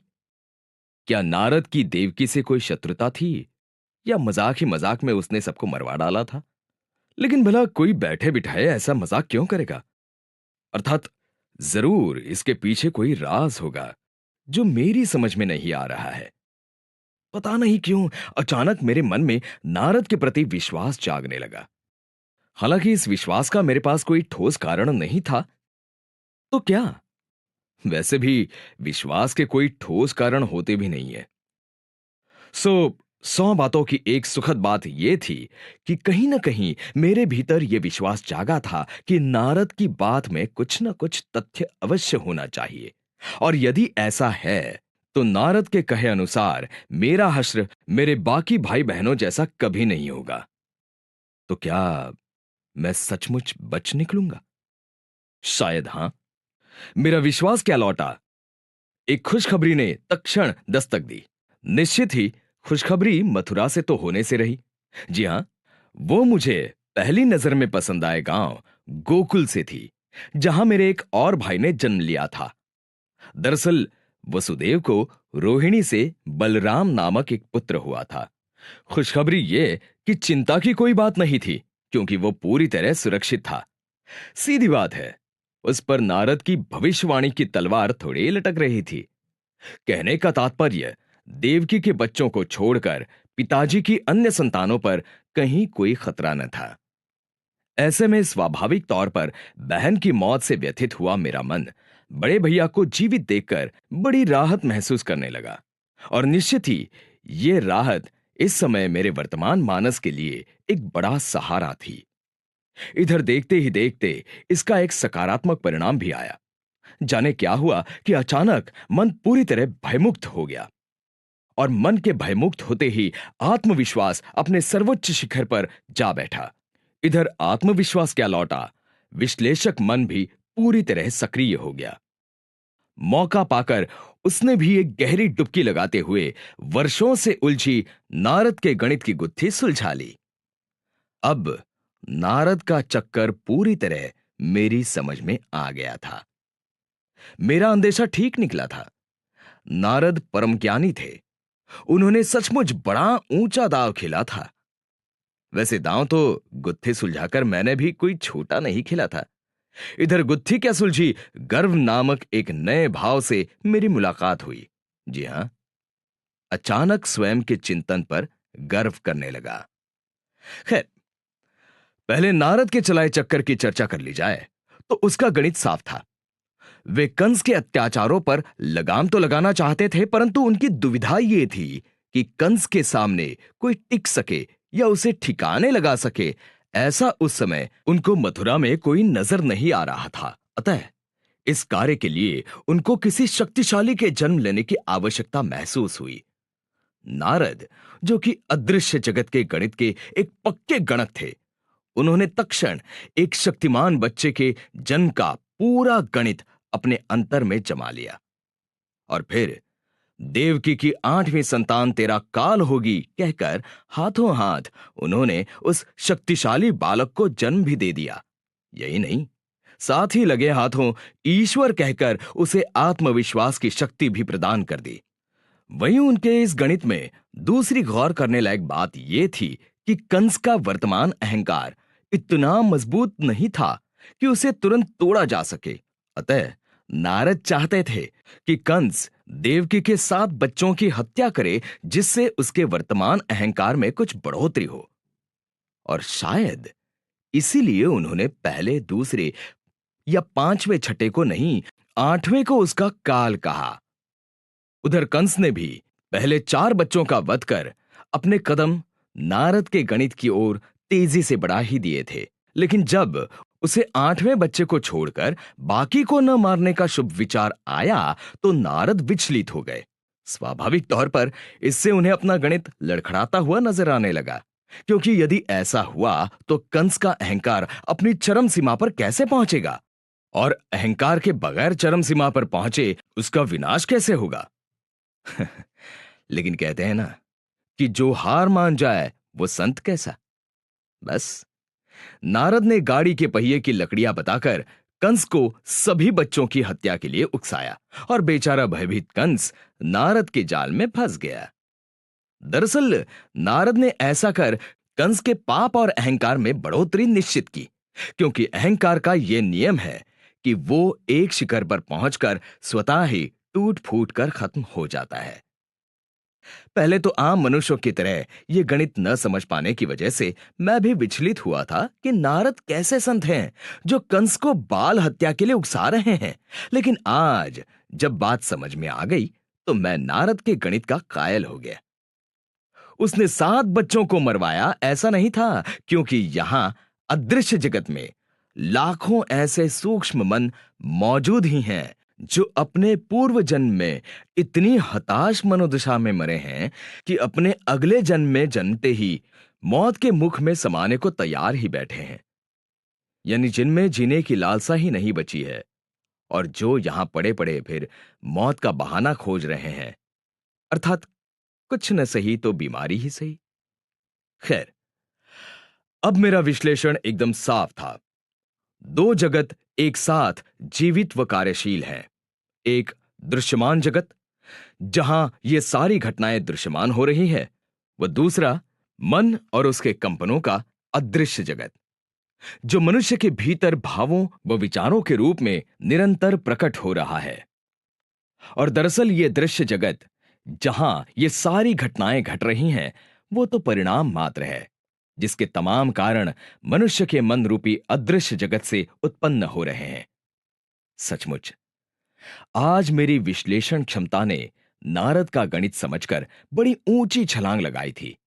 साफ था, यहां लाखों मन ऐसे ही किसी जन का इंतजार कर रहे होते हैं जो पैदा होते ही मौत के मुंह में समाकर अपने पूर्व जन्म की हताशा से छुटकारा पाना चाहते हैं, ताकि एक नई आशा के साथ अपना अगला जन्म प्रारंभ कर सकें। नारद ने तो बस ऐसे 7 सूक्ष्म मन को राह दिखाई थी। अतः उन पर बाल हत्या का इल्जाम लगाया ही नहीं जा सकता है। वहीं दूसरी ओर अब यहां मुझे भी अदृश्य जगत का गणित समझने के बाद भाइयों की मौत का दुख पालने का कोई कारण नहीं बचा था। मेरे हिसाब से तो नारद ये भी जानते थे कि नवजात शिशुओं की क्रूर हत्या से भीतर ही भीतर मथुरा वासियों में कंस के प्रति क्रोध अवश्य बढ़ेगा, और जो आज नहीं तो कल उनके गणित का सहायक सिद्ध होगा। और तो और अब तो 8वें को ईश्वर कहने के पीछे भी मुझे तो उनका गणित ही नजर आ रहा था, ताकि उस बालक से सबकी उम्मीदें जागे व जिसके चलते हो सकता है उसे बचाने के चक्र भी गतिमान हो जाए। अर्थात अब तक जो कुछ भी घटा वो पूरा कमाल नारद के शब्दों का था। बाकी सब, यानी मेरे संभावित माता पिता, भाई बहन और कंस तक, सब उस गणित के उपकरण मात्र थे। यहां तक कि मेरे मन के उतार चढ़ाव भी नारद के उसी गणित को आभारी थे। मेरा तो यहां तक मानना है कि नारद ये भी जानते थे कि कोई न कोई पूर्व जन्म में तगड़ा संकल्प लेकर मरा ही होगा और उसका सूक्ष्म मन भी पैदा होने का इंतजार कर ही रहा होगा। ऐसे में वो निश्चित ही अपने 7 भाई बहनों की मृत्यु देखकर और अपने माता पिता की वेदना जानकर पैदा होने से पूर्व ही ज्ञान व शक्ति की नई ऊंचाइयां छूना प्रारंभ कर देगा। और यही हुआ। एकमात्र संकल्प के गुणों वाला मेरा मन अब एक अच्छा विश्लेषक भी हो चुका था। आत्मविश्वास की भी अब कहीं कोई कमी नजर नहीं आ रही थी। वहीं अब तो धीरे धीरे वो गणितज्ञ भी होता जा रहा था। अर्थात जन्म लेने से पूर्व ही मेरे मन का चौतरफा विकास प्रारंभ हो गया था। वाकई एक पूर्व जन्म के संकल्प और नारद के गणित ने मुझे क्या से क्या बना दिया था। एक तरीके से तो कहा जा सकता है कि मेरे महान होने की नींव तो नारद के गणित ने मेरे जन्म से पहले ही डाल दी थी। अर्थात वसुदेव और देवकी तो सिर्फ मेरे शरीर के माता पिता थे। मेरे मन के वास्तविक माता पिता तो मेरे पूर्व जन्म में लिए संकल्प और नारद के गणित को ही कहा जाना चाहिए। खैर, वो सब तो ठीक है, पर इधर जैसा कि मेरा विचार था और जो नारद का गणित था, मथुरा में घटनाएं भी उसी हिसाब से घटनी प्रारंभ हो गई थी। यही नहीं, अब तो धीरे धीरे मेरा मन भी स्वयं को कंस का संहारक मानने लगा था। कहने का तात्पर्य, मन को अब न सिर्फ यह विश्वास हो चला था कि मैं कंस के क्रूर इरादों से बच निकलूंगा, बल्कि वक्त के साथ इतना बड़ा भी हो जाऊंगा कि उसका संहारक बन बैठूंगा। और इसी संदर्भ में मेरे लिए एक खुशखबरी भी थी।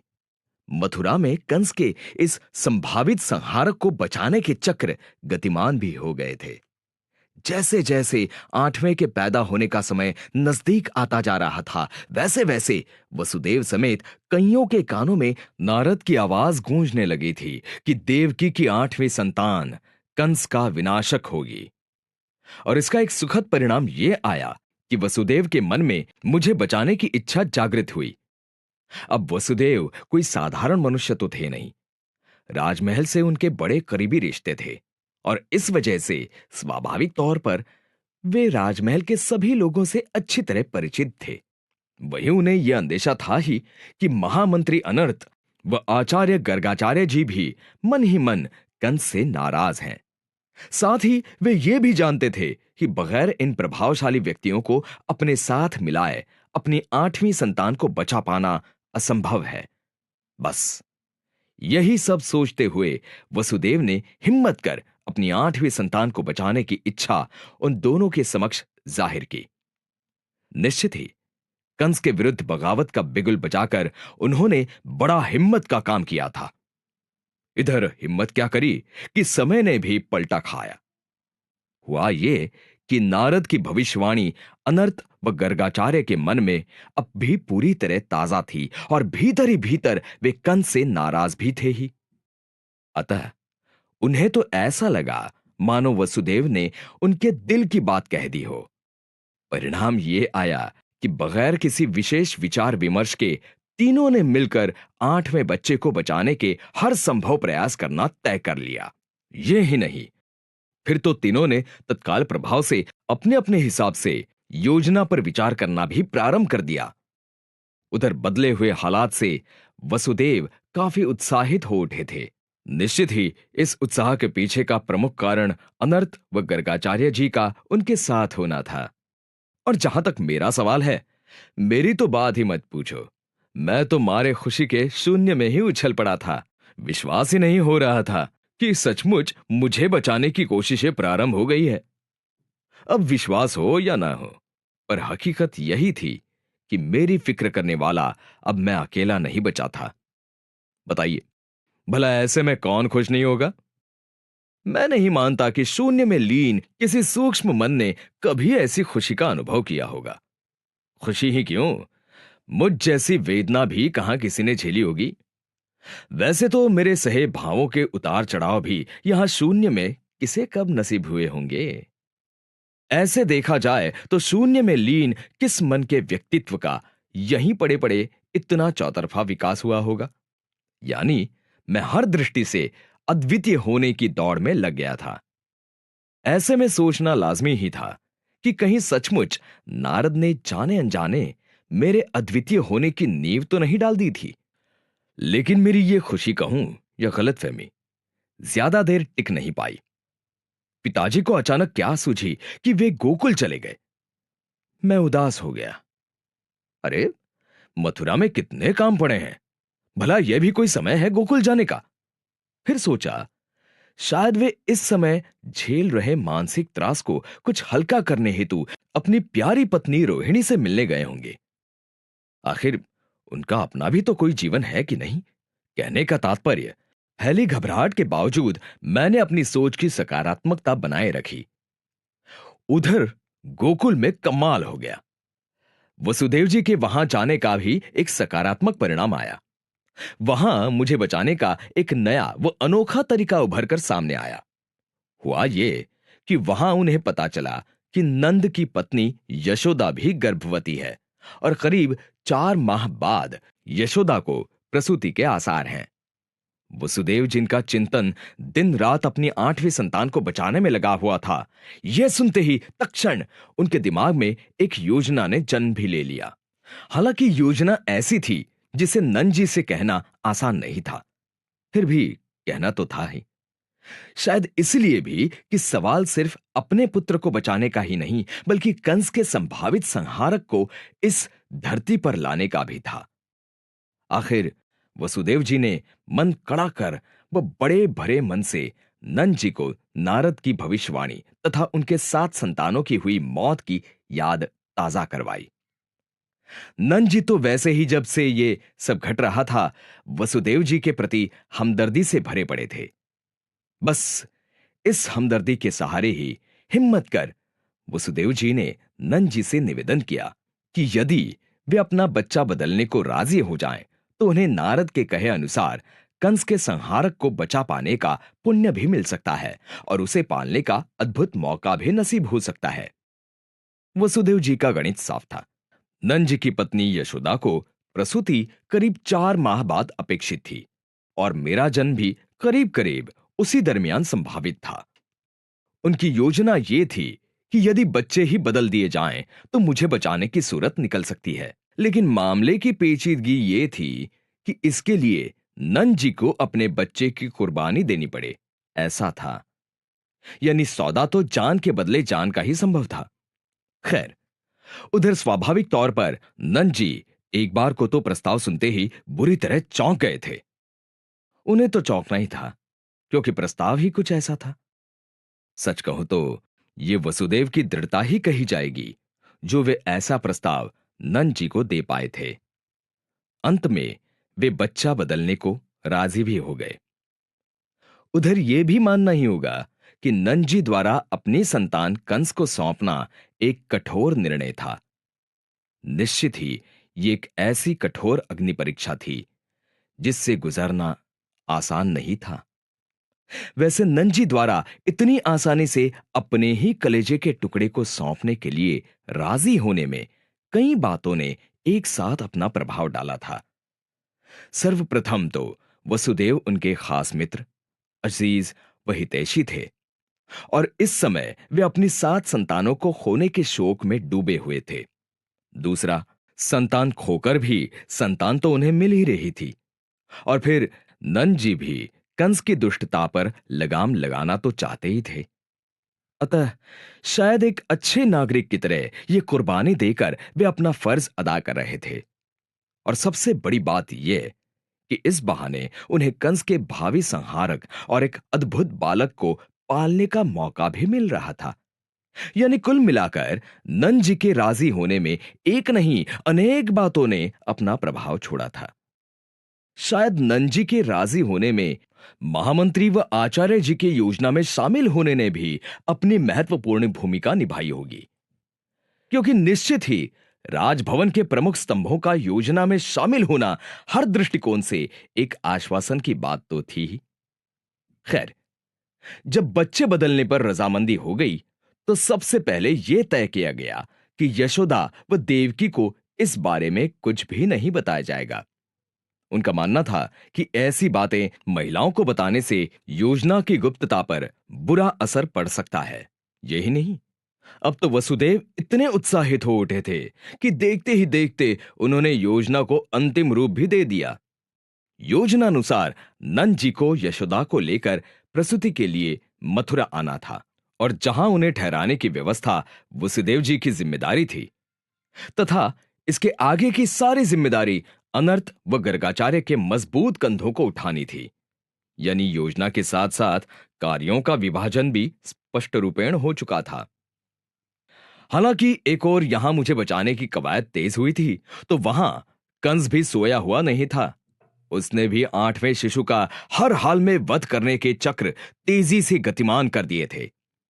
वो 8वें शिशु के मामले में कोई जोखिम लेना नहीं चाहता था। उसे लेना भी नहीं चाहिए था। आखिर ये 8वां ही तो सारे फसाद की जड़ था। खैर, इधर अपने इस कार्यक्रम का शुभारंभ करते हुए उसने सबसे पहले देवकी व वसुदेव को फिर कड़े पहरे के बीच कारागृह में डाल दिया। कहना होगा कि इसके साथ ही उसने हम सबकी जागी उम्मीदों पर घड़ों पानी फेर दिया। कोई बात नहीं, अब क्योंकि चक्र दोनों ओर से गतिमान हो गए थे, अतः ऊंट कभी इस करवट बैठ रहा था तो कभी उस करवट। यानी मेरा जन्म दो विपरीत धाराओं का संघर्ष ही नहीं, उत्सुकता का अच्छा खासा अखाड़ा भी बनता जा रहा था। कमाल था, किसी के जन्म का इतना इंतजार और किसी के जन्म के पूर्व इतने खेल। इसका अर्थ तो यह हुआ कि मेरे अद्भुत होने की नींव डालने में हालात भी अपनी ओर से कोई कसर नहीं छोड़े हुई थी। खैर, मेरे लिए सबसे बड़ी खुशखबरी यह थी कि गर्गाचार्य व अनर्थ कंस के संहारक को बचाने का यह सुनहरा मौका किसी कीमत पर खोना नहीं चाहते थे। इतना सब कुछ घट जाने के बावजूद वे मुझे बचाने हेतु दृढ़ संकल्पित नजर आ रहे थे। हालांकि उनके चाहने से क्या होने वाला था? कंस ने तो माता पिता को कैद कर लिया था और ऐसे में कंस की मर्जी के बगैर कारा में पत्ता तक कहां हिलने वाला था। खासकर यह देखते हुए कि कारागृह राजमहल के तहखाने में ही मौजूद था। ऊपर से कंस का आतंक व कारा के दीवार की ऊंचाई सामान्य से कहीं ज्यादा होना अपने आप में एक बहुत बड़ी बाधा थी। वहीं एक और बात गौर करने लायक थी। बड़े बड़े खंभों से घिरी इस कारा के दो द्वार थे। एक द्वार ऊपर राजमहल की ओर जाता था तो दूसरा बाहर यमुना की ओर खुलता था। यानी कंस को दोनों द्वार पर चौकन्ना रहना जरूरी था और इस दृष्टि से देखा जाए तो बहुत कुछ किया ही जा सकता था। आखिर वे दोनों यानी गर्गाचार्य व अनर्थ बहुत बड़े ओहदे पर विराजमान थे। वहीं दूसरी तरफ देखा जाए तो प्रभावशाली व्यक्ति होते हुए भी उन दोनों तक के लिए आगे के कार्य पार पाड़ना एक कठिनतम चुनौती थी, क्योंकि कंस की कड़ी सुरक्षा व्यवस्था में छेद करना उनके लिए भी अंधेरे में गढ़ जीतने की कल्पना करने जैसा ही था। कुल मिलाकर बाजी दोनों तरफ बराबर बिछी हुई थी। अतः मन कभी बचने की उम्मीद से प्रफुल्लित हो उठता था तो कभी निराशा के घने बादलों से घिर जाता था। खैर, यह तो मेरे बचने बचाने की बात हुई। उधर दुखद बात यह थी कि कारा में माता पिता के लिए परिस्थिति अत्यंत विकट हो गई थी, क्योंकि उन्हें जिस कारा में डाला गया था वो एकदम अंधियारा कारा था। यहां तक कि उसके एक भी खिड़की या द्वार बाहर खुले आकाश की ओर नहीं खुलते थे। सो बेचारे देवकी वसुदेव खुला आकाश देखने को ही तरस गए थे। ये कम था तो वहां उनके पास बातचीत करने को भी कोई न था। ये सब देख स्वाभाविक रूप से मुझे काफी दुख हो रहा था। आखिर मेरे मां बाप को इतने कष्टदायक दिन मेरी खातिर ही तो व्यतीत करने पड़ रहे थे। उस पर जुल्म ये कि ये सारा कष्ट वे सह रहे थे अपने होने वाली 8वीं संतान को अपने ही हाथों मौत रूपी कंस को सौंपने के लिए। शायद ही संसार के किसी मां बाप ने इस पैमाने की पीड़ा कभी सही होगी। अब किसी और ने सही हो या नहीं, पर इधर मेरे पास यह तमाशा देखने के अलावा दूसरा कोई चारा नहीं था। मुझे तो अपने जन्म का और उसके परिणाम का इंतजार करना ही था। यानी बात समय की ही थी, और जिसे समय पर छोड़ना ही बेहतर था। देखा आपने, अचानक मेरे भीतर एक दृष्टा का उदय होने लगा। अर्थात जो कुछ भी घट रहा था, अनायास ही मैं तो बस उसे देखने वाला हो गया था। अच्छा था, इस बहाने कम से कम एक के बाद एक श्रेष्ठ गुण मुझ में स्वतः ही विकसित हो रहे थे। लेकिन जब जीवित ही नहीं बचोगे तो इन गुणों का करोगे क्या? करोगे क्या मतलब? ये गुण इस जन्म में नहीं तो अगले जन्म में काम आएंगे। यूं भी मेरे पास सकारात्मक सोचने के अलावा दूसरा उपाय ही क्या था? खैर, इधर वर्तमान परिस्थिति पर लौट आऊं तो क्योंकि पिता कारा में कैद थे, अतः मुझे बचाने का पूरा दारोमदार अनर्थ व गर्गाचार्य के कंधों पर आन पड़ा था। और मानना पड़ेगा कि दोनों ने भी अपनी ओर से कोई कसर नहीं छोड़ रखी थी। वही उनके लिए एक खुशखबरी भी थी। कारागृह राजमहल के तहखाने में ही होने के कारण कंस वहां की पहरेदारी के प्रति बेफिक्री बरत रहा था। उसके द्वारा दोनों द्वार पर नजर रखने हेतु मात्र दो दो प्रहरी ही नियुक्त किए गए थे। अब एक महामंत्री के लिए दो चार प्रहरियों को संभालना कोई मुश्किल कार्य नहीं था। यानी अनायास ही कंस की यह लापरवाही सबके लिए एक सहारा बनकर उभरी थी। उधर जैसे जैसे मेरे जन्म का समय निकट आता जा रहा था, पिताजी समेत सभी की धड़कनें तेज होती जा रही थी। वहीं दूसरी ओर परिस्थितियों में बदलाव के साथ साथ मेरी मनोदशा में भी उतार चढ़ाव का दौर जारी ही था। कभी मैं व्यग्र हो उठता तो कभी पूर्णतः निश्चिंत हो जाता था। कुल मिलाकर जन्म से पूर्व ही मेरा मन जीवन व मृत्यु के बीच जबरदस्त हिचकोले खा रहा था। और इतने धक्के खाने के बाद तो अब मैं धीरे धीरे अपने मन के उतार चढ़ाव का भी दृष्टा होता जा रहा था। हालांकि उसका वर्तमान परिस्थिति पर कोई असर नहीं पड़ने वाला था। चाहे जो हो, इधर मेरे जन्म में अब कुछ दिन ही शेष रह गए थे। शायद ही इतिहास में किसी पैदा होने वाले बच्चे ने अपनी मौत का इस कदर इंतजार किया हो। वैसे तो मुझे नहीं लगता कि किसी बच्चे के पैदा होने का भी इतिहास में कभी इतना इंतजार हुआ हो। खैर, अब तो मेरे पैदा होने का समय एकदम निकट आ गया था। इससे मेरी व मुझे बचाने के प्रयत्नों में लगे लोगों की ही नहीं, कंस की भी धड़कनें तेज हो गई थी। निश्चित ही आपके भी हाल इससे भिन्न न होंगे। अतः बेहतर है कि मैं नीचे के हालात पर ही लौट आऊं। और वहां से खुशखबरी ही थी। दिन ब दिन मेरे बचने के आसार बढ़ते चले जा रहे थे। वहां समय रहते महामंत्री अनर्थ कारागृह के प्रहरियों को अपने वश में कर चुके थे, तो इसमें कोई बड़ी बात भी नहीं थी। मन ही मन कंस से सभी नाराज तो थे ही। शायद प्रहरी भी कंस के संहारक को बचाकर अपने आप हाथ लगा धर्म का यह मौका खोना नहीं चाहते थे। उधर गर्गाचार्य जी भी अपनी तैयारियों में लगे ही हुए थे, क्योंकि उन्होंने समय रहते ही नंद यशोदा को मथुरा बुलवा लिया था। और अब तो यमुना के दूसरे किनारे सुनसान जगह पर स्थित एक छोटे से मकान में उन्हें ठहरा भी दिया गया था। यानी चारों ओर से कंस की आंखों में धूल झोंकना तेजी से चालू हो गया था। यूं तो कंस की प्रशासन पर पकड़ मजबूत थी, परंतु जब प्रशासन के दो मुख्य स्तंभ ही बगावत पर उतर आए तो फिर प्रशासनिक पकड़ ढीली हो जाना स्वाभाविक ही था। फिर भी कंस के प्रभाव को देखते हुए सावधानी बरतना व योजना की गुप्तता बनाए रखना दोनों आवश्यक था। और शुक्र था कि गर्गाचार्य व अनर्थ इसका पूरा पूरा ध्यान रखे हुए थे। यहां तक कि उन्होंने पिछले 2 माह से पिताजी से भी मुलाकात नहीं की थी। बस प्रहरियों के द्वारा ही दोनों के बीच संदेश का आदान प्रदान हो रहा था। खैर, जैसे हर इंतजार का एक न एक दिन खत्म होता है, वैसे ही मेरे जन्म का इंतजार भी खत्म हुआ। गर्गाचार्य, वसुदेव व अनर्थ सभी न सिर्फ पूरी तरह से सतर्क थे, बल्कि किसी भी परिस्थिति से निपटने के लिए तैयार भी नजर आ रहे थे। मुझे बचाने हेतु सबका इतना अथक प्रयास करना निश्चित ही नारद के गणित के आभारी थे। सच कहूं तो मेरे मन का विकास ही नहीं, यदि बच गया तो मेरा जीवन भी सदैव नारद के गणित का ऋणी रहेगा। होगा। अभी तो यहां यदि मैं बेचैन था तो उधर पूरा राजमहल भी व्यग्र था और मुझे बचाने में लगे लोगों की हालत तो पूछो ही मत।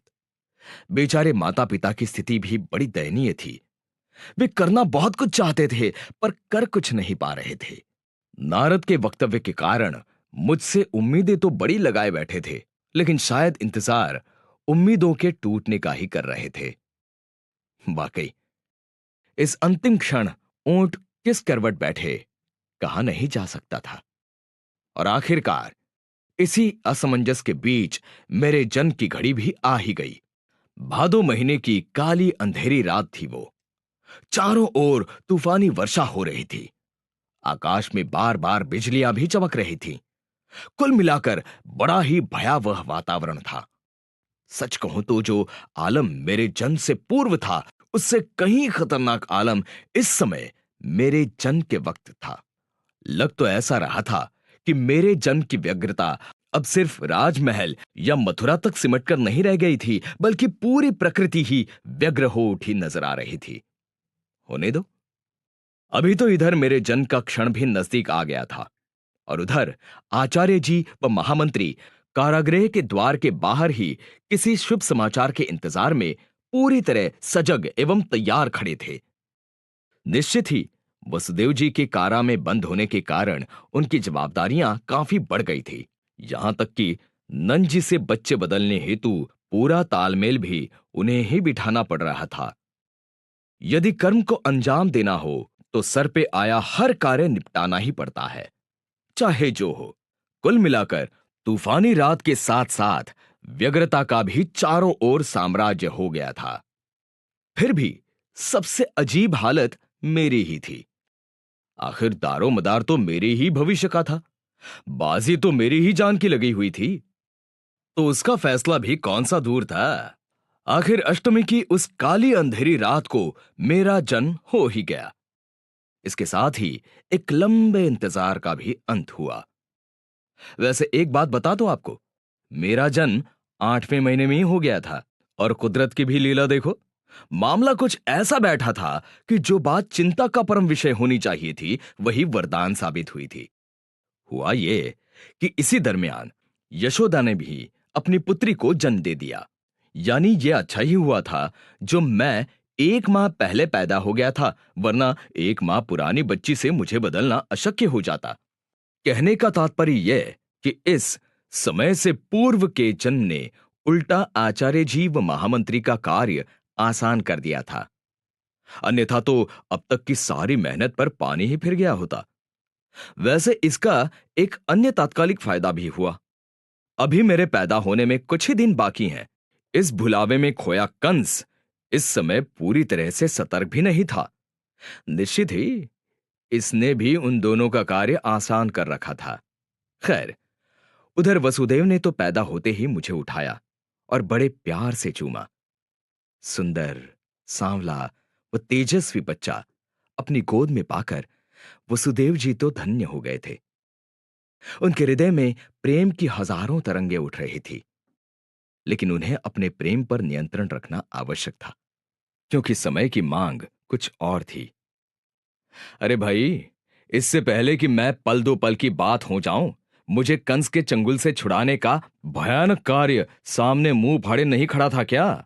अतः समय की नजाकतता को देखते हुए वे तुरंत मुझे गोद में उठाकर कारागृह के पिछले द्वार की ओर भागे। उधर प्रहरियों ने वसुदेव की गोद में बच्चा देखते ही तुरंत कारा के द्वार खोल दिए। वहां द्वार के बाहर ही महामंत्री अनर्थ व आचार्य गर्गाचार्य एक बांस की मंजूषा लिए वसुदेव का इंतजार ही कर रहे थे। यानी चारों ओर हर कोई सतर्क और चौकन्ना था। इधर मैं कारा से बाहर तो आ गया था, लेकिन अब भी बच गया ये नहीं कहा जा सकता था। आगे का कार्य वाकई और भी दुष्कर नजर आ रहा था, क्योंकि कंस तो ठीक, कुदरत भी अपनी ओर से सबकी इच्छा शक्ति नापने में लगी ही हुई थी। एक तो आगे के कार्यों को अंजाम देना वैसे ही दुष्कर हो गया था, ऊपर से आंधी व तूफान के साथ हो रही तेज वर्षा ने कार्य को करीब करीब असंभव बना दिया था। इसके साथ ही कुदरत ने अपनी ओर से यह उद्घोषणा भी कर ही दी थी कि यदि बच गया तो भी मेरे जीवन में कोई कार्य आसानी से पार पड़ने वाला नहीं। कुल मिलाकर बारिश, तूफान और अष्टमी की रात का ऐसा मेल हुआ था कि हाथ को हाथ सुझाई नहीं दे रहा था। ऊपर से तेज हवा के कारण मशालें जलते ही बुझ रही थीं। अब इन विकट परिस्थितियों के लिए कुदरत को ही क्यों कोसूं? मैंने भी अपनी ओर से सबकी परीक्षा लेने में कौन सी कसर छोड़ रखी थी? अष्टमी की काली अंधेरी रात को ही तो पैदा हुआ था मैं। अब हुआ था तो हुआ था। मुझे बचाने वालों को तो चाहे जिस परिस्थिति में मुझे बचाने हेतु हाथ पांव मारने ही थे, सो वे मार रहे थे। उनकी योजना अनुसार इस काली व तूफानी अंधेरी रात में वसुदेव जी को मुझे एक मंजूषा में बिठाकर दूसरे किनारे तैरते हुए ले जाना था। ये ही नहीं, मुझे नंद जी के यहां छोड़कर और उनकी लड़की को लेकर इस तूफानी रात में तैरते हुए उन्हें तुरंत वापस भी आना था। अब वर्तमान हालत में कार्य भले ही कठिन से कठिनतम हो गया था, फिर भी हर हाल में उसे अंजाम तो देना ही था। और ऐसे में बनवाई गई मंजूषा एक उम्मीद के रूप में उभर कर सामने आई थी। दूर से देखने पर वो एक फन निकाले हुए नाग जैसी लग रही थी। मंजूषा मजबूत तो थी ही थी, साथ ही नाग रूपी स्वरूप के कारण अपना संतुलन बनाए रखने में भी स्वयं सक्षम नजर आ रही थी। सबसे बड़ी बात तो ये कि बांस की बनी होने के कारण उसके डूबने का भी कोई भय नहीं था। सचमुच महामंत्री जी ने मंजूषा बनवाने में अपने जीवन भर का अनुभव लगाया था। वाकई, यदि मैं बच गया तो उसमें इस मंजूषा का योगदान भी कम नहीं आंका जा सकता। खैर, महामंत्री जी तो अपना कार्य कर चुके थे और अब बारी वसुदेव जी की थी, क्योंकि तैरकर उन्हें ही जाना था। हालांकि वसुदेव जी श्रेष्ठ तैराक थे, फिर भी आज उनकी तैराकी की असली परीक्षा थी। वो भी ऐसी परीक्षा जिसमें उत्तीर्ण तो उन्हें होना ही पड़े ऐसा था। आखिर सवाल मेरी जान का था। उधर समय की कमी देखते हुए फटाक से मंजूषा की डोरी वसुदेव जी के गले में डाल दी गई।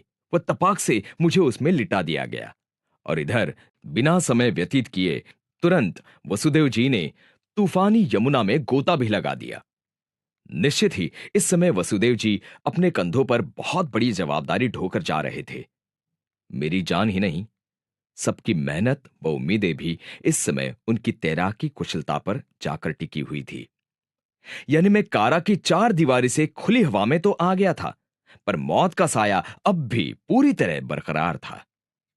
तो इसमें क्या नई बात थी? पैदा होने के पूर्व का समय भी तो मौत के साये में ही गुजरा था। अर्थात उस दुनिया में समय मौत के साये में बीता था और यहां अब जीवन मौत के साये में उलझा पड़ा था। खैर, उधर वसुदेव जी के छलांग लगाते ही दो तीन बार पानी की तेज लहरों ने काल बनने की कोशिश की, परंतु पिताजी की चपलता व उनके दृढ़ इरादों के सामने लहरों की एक न चली। फिर तो पूरी यात्रा के दरमियान वसुदेव जी व तेज लहरों के बीच ये खेल चलता ही रहा। लेकिन सद्भाग्य से अंतिम जीत वसुदेव जी की ही हुई। आखिरकार वे मुझे किनारे तक सुरक्षित पहुंचाने में सफल हो ही गए। यकीनन उनकी इस सफलता में जितना योगदान उनकी तैराकी कुशलता का था, उससे कम योगदान मंजूषा का नहीं था। वहां दूसरे किनारे पर नंद जी अपनी बच्ची गोद में उठाए पिताजी का इंतजार कर ही रहे थे। बस नंद जी व वसुदेव जी ने झट से बच्चे बदल दिए। बच्चे बदलते ही तत्क्षण वसुदेव जी ने बच्ची को लेकर उसी चपलता से फिर डुबकी लगा दी। दूर से देखने पर वसुदेव के गले में लटकी मंजूषा व तैरते हुए वसुदेव कोई फन निकालकर तैरते हुए शेषनाग जैसे लग रहे थे। चाहे जैसे लग रहे हों, अभी तो खुशखबरी यह कि वे सकुशल पहुंच भी गए थे। इधर वसुदेव को बच्चा बदलकर सुरक्षित वापस आया देखकर गर्गाचार्य व अनर्त ने राहत की सांस ली। उनका तो ठीक, पर तूफानी रात में लगातार तैरने के कारण वसुदेव की सांस काफी फूल गई थी। हालांकि फिर भी मेरे बच निकलने की खुशी के चलते उन्हें कम से कम चैन की सांस अवश्य नसीब हो रही थी। वहीं उधर प्रहरी भी द्वार के पास ही खड़े खड़े बड़ी बेसब्री से वसुदेव के वापस आने की राह देख रहे थे। स्वाभाविक तौर पर आगे कोई भी चूक उनकी मौत का सबब बन सकती थी। बच्चा सौंपा था तो बदले में बच्चा वापस चाहिए ही था। इसमें भी कोई दो राय नहीं थी कि जरा सी शंका होने पर कंस का क्रोध सबसे पहले प्रहरियों की ही जान ले लेता। अतः निश्चित ही वसुदेव के लौट आने से प्रहरियों की जान में जान आ गई थी। और देखते ही देखते इससे कारा के बाहर के यमुना किनारे उल्लास का माहौल हो गया था। सभी एक दूसरे को बधाइयां दे रहे थे। वैसे समय की कमी को देखते हुए यह माहौल भी लंबा नहीं टिक पाया। तुरंत चुपचाप वसुदेव कारा में चले गए।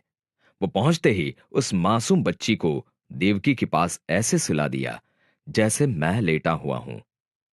उधर उनके लिए यह भी अच्छा था कि मां अब भी बेहोश थी, और वैसे ही बच्ची उठाकर लाते वक्त उस तरफ यशोदा भी बेहोश ही थी। और कुछ नहीं तो इससे मामले की गुप्तता बनाए रखना सबके लिए आसान हो गया था, क्योंकि अब ना तो देवकी ना ही यशोदा इस अदला बदली के बाबत कुछ जानते थे। इधर अपना कार्य पूर्ण कर, यानी मुझे सही सलामत कारा से भगाकर, अब वसुदेव भी पूरी तरह से स्थिर हो चुके थे। यहां तक कि कुछ देर बाद ही उन्होंने पूरे आत्मविश्वास के साथ उस बच्ची को उठाकर कंस के चरणों में रख दिया था। उधर देवकी की 8वीं संतान लड़की हुई है, यह सुनते ही कंस ने अट्टहास लगाया। जहां एक ओर उसे अपने भाग्य पर गर्व हो रहा था, तो वहीं दूसरी ओर उसे नारद की भविष्यवाणी पर तरस भी आ रहा था। इससे एक उम्मीद जागी कि शायद कंस उस लड़की को बख्श दे, लेकिन नहीं।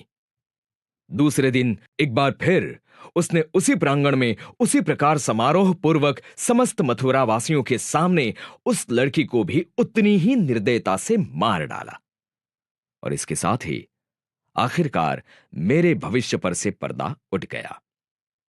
यह तय हो गया कि मैं बच गया हूं, या कहूं कि बचा लिया गया हूं।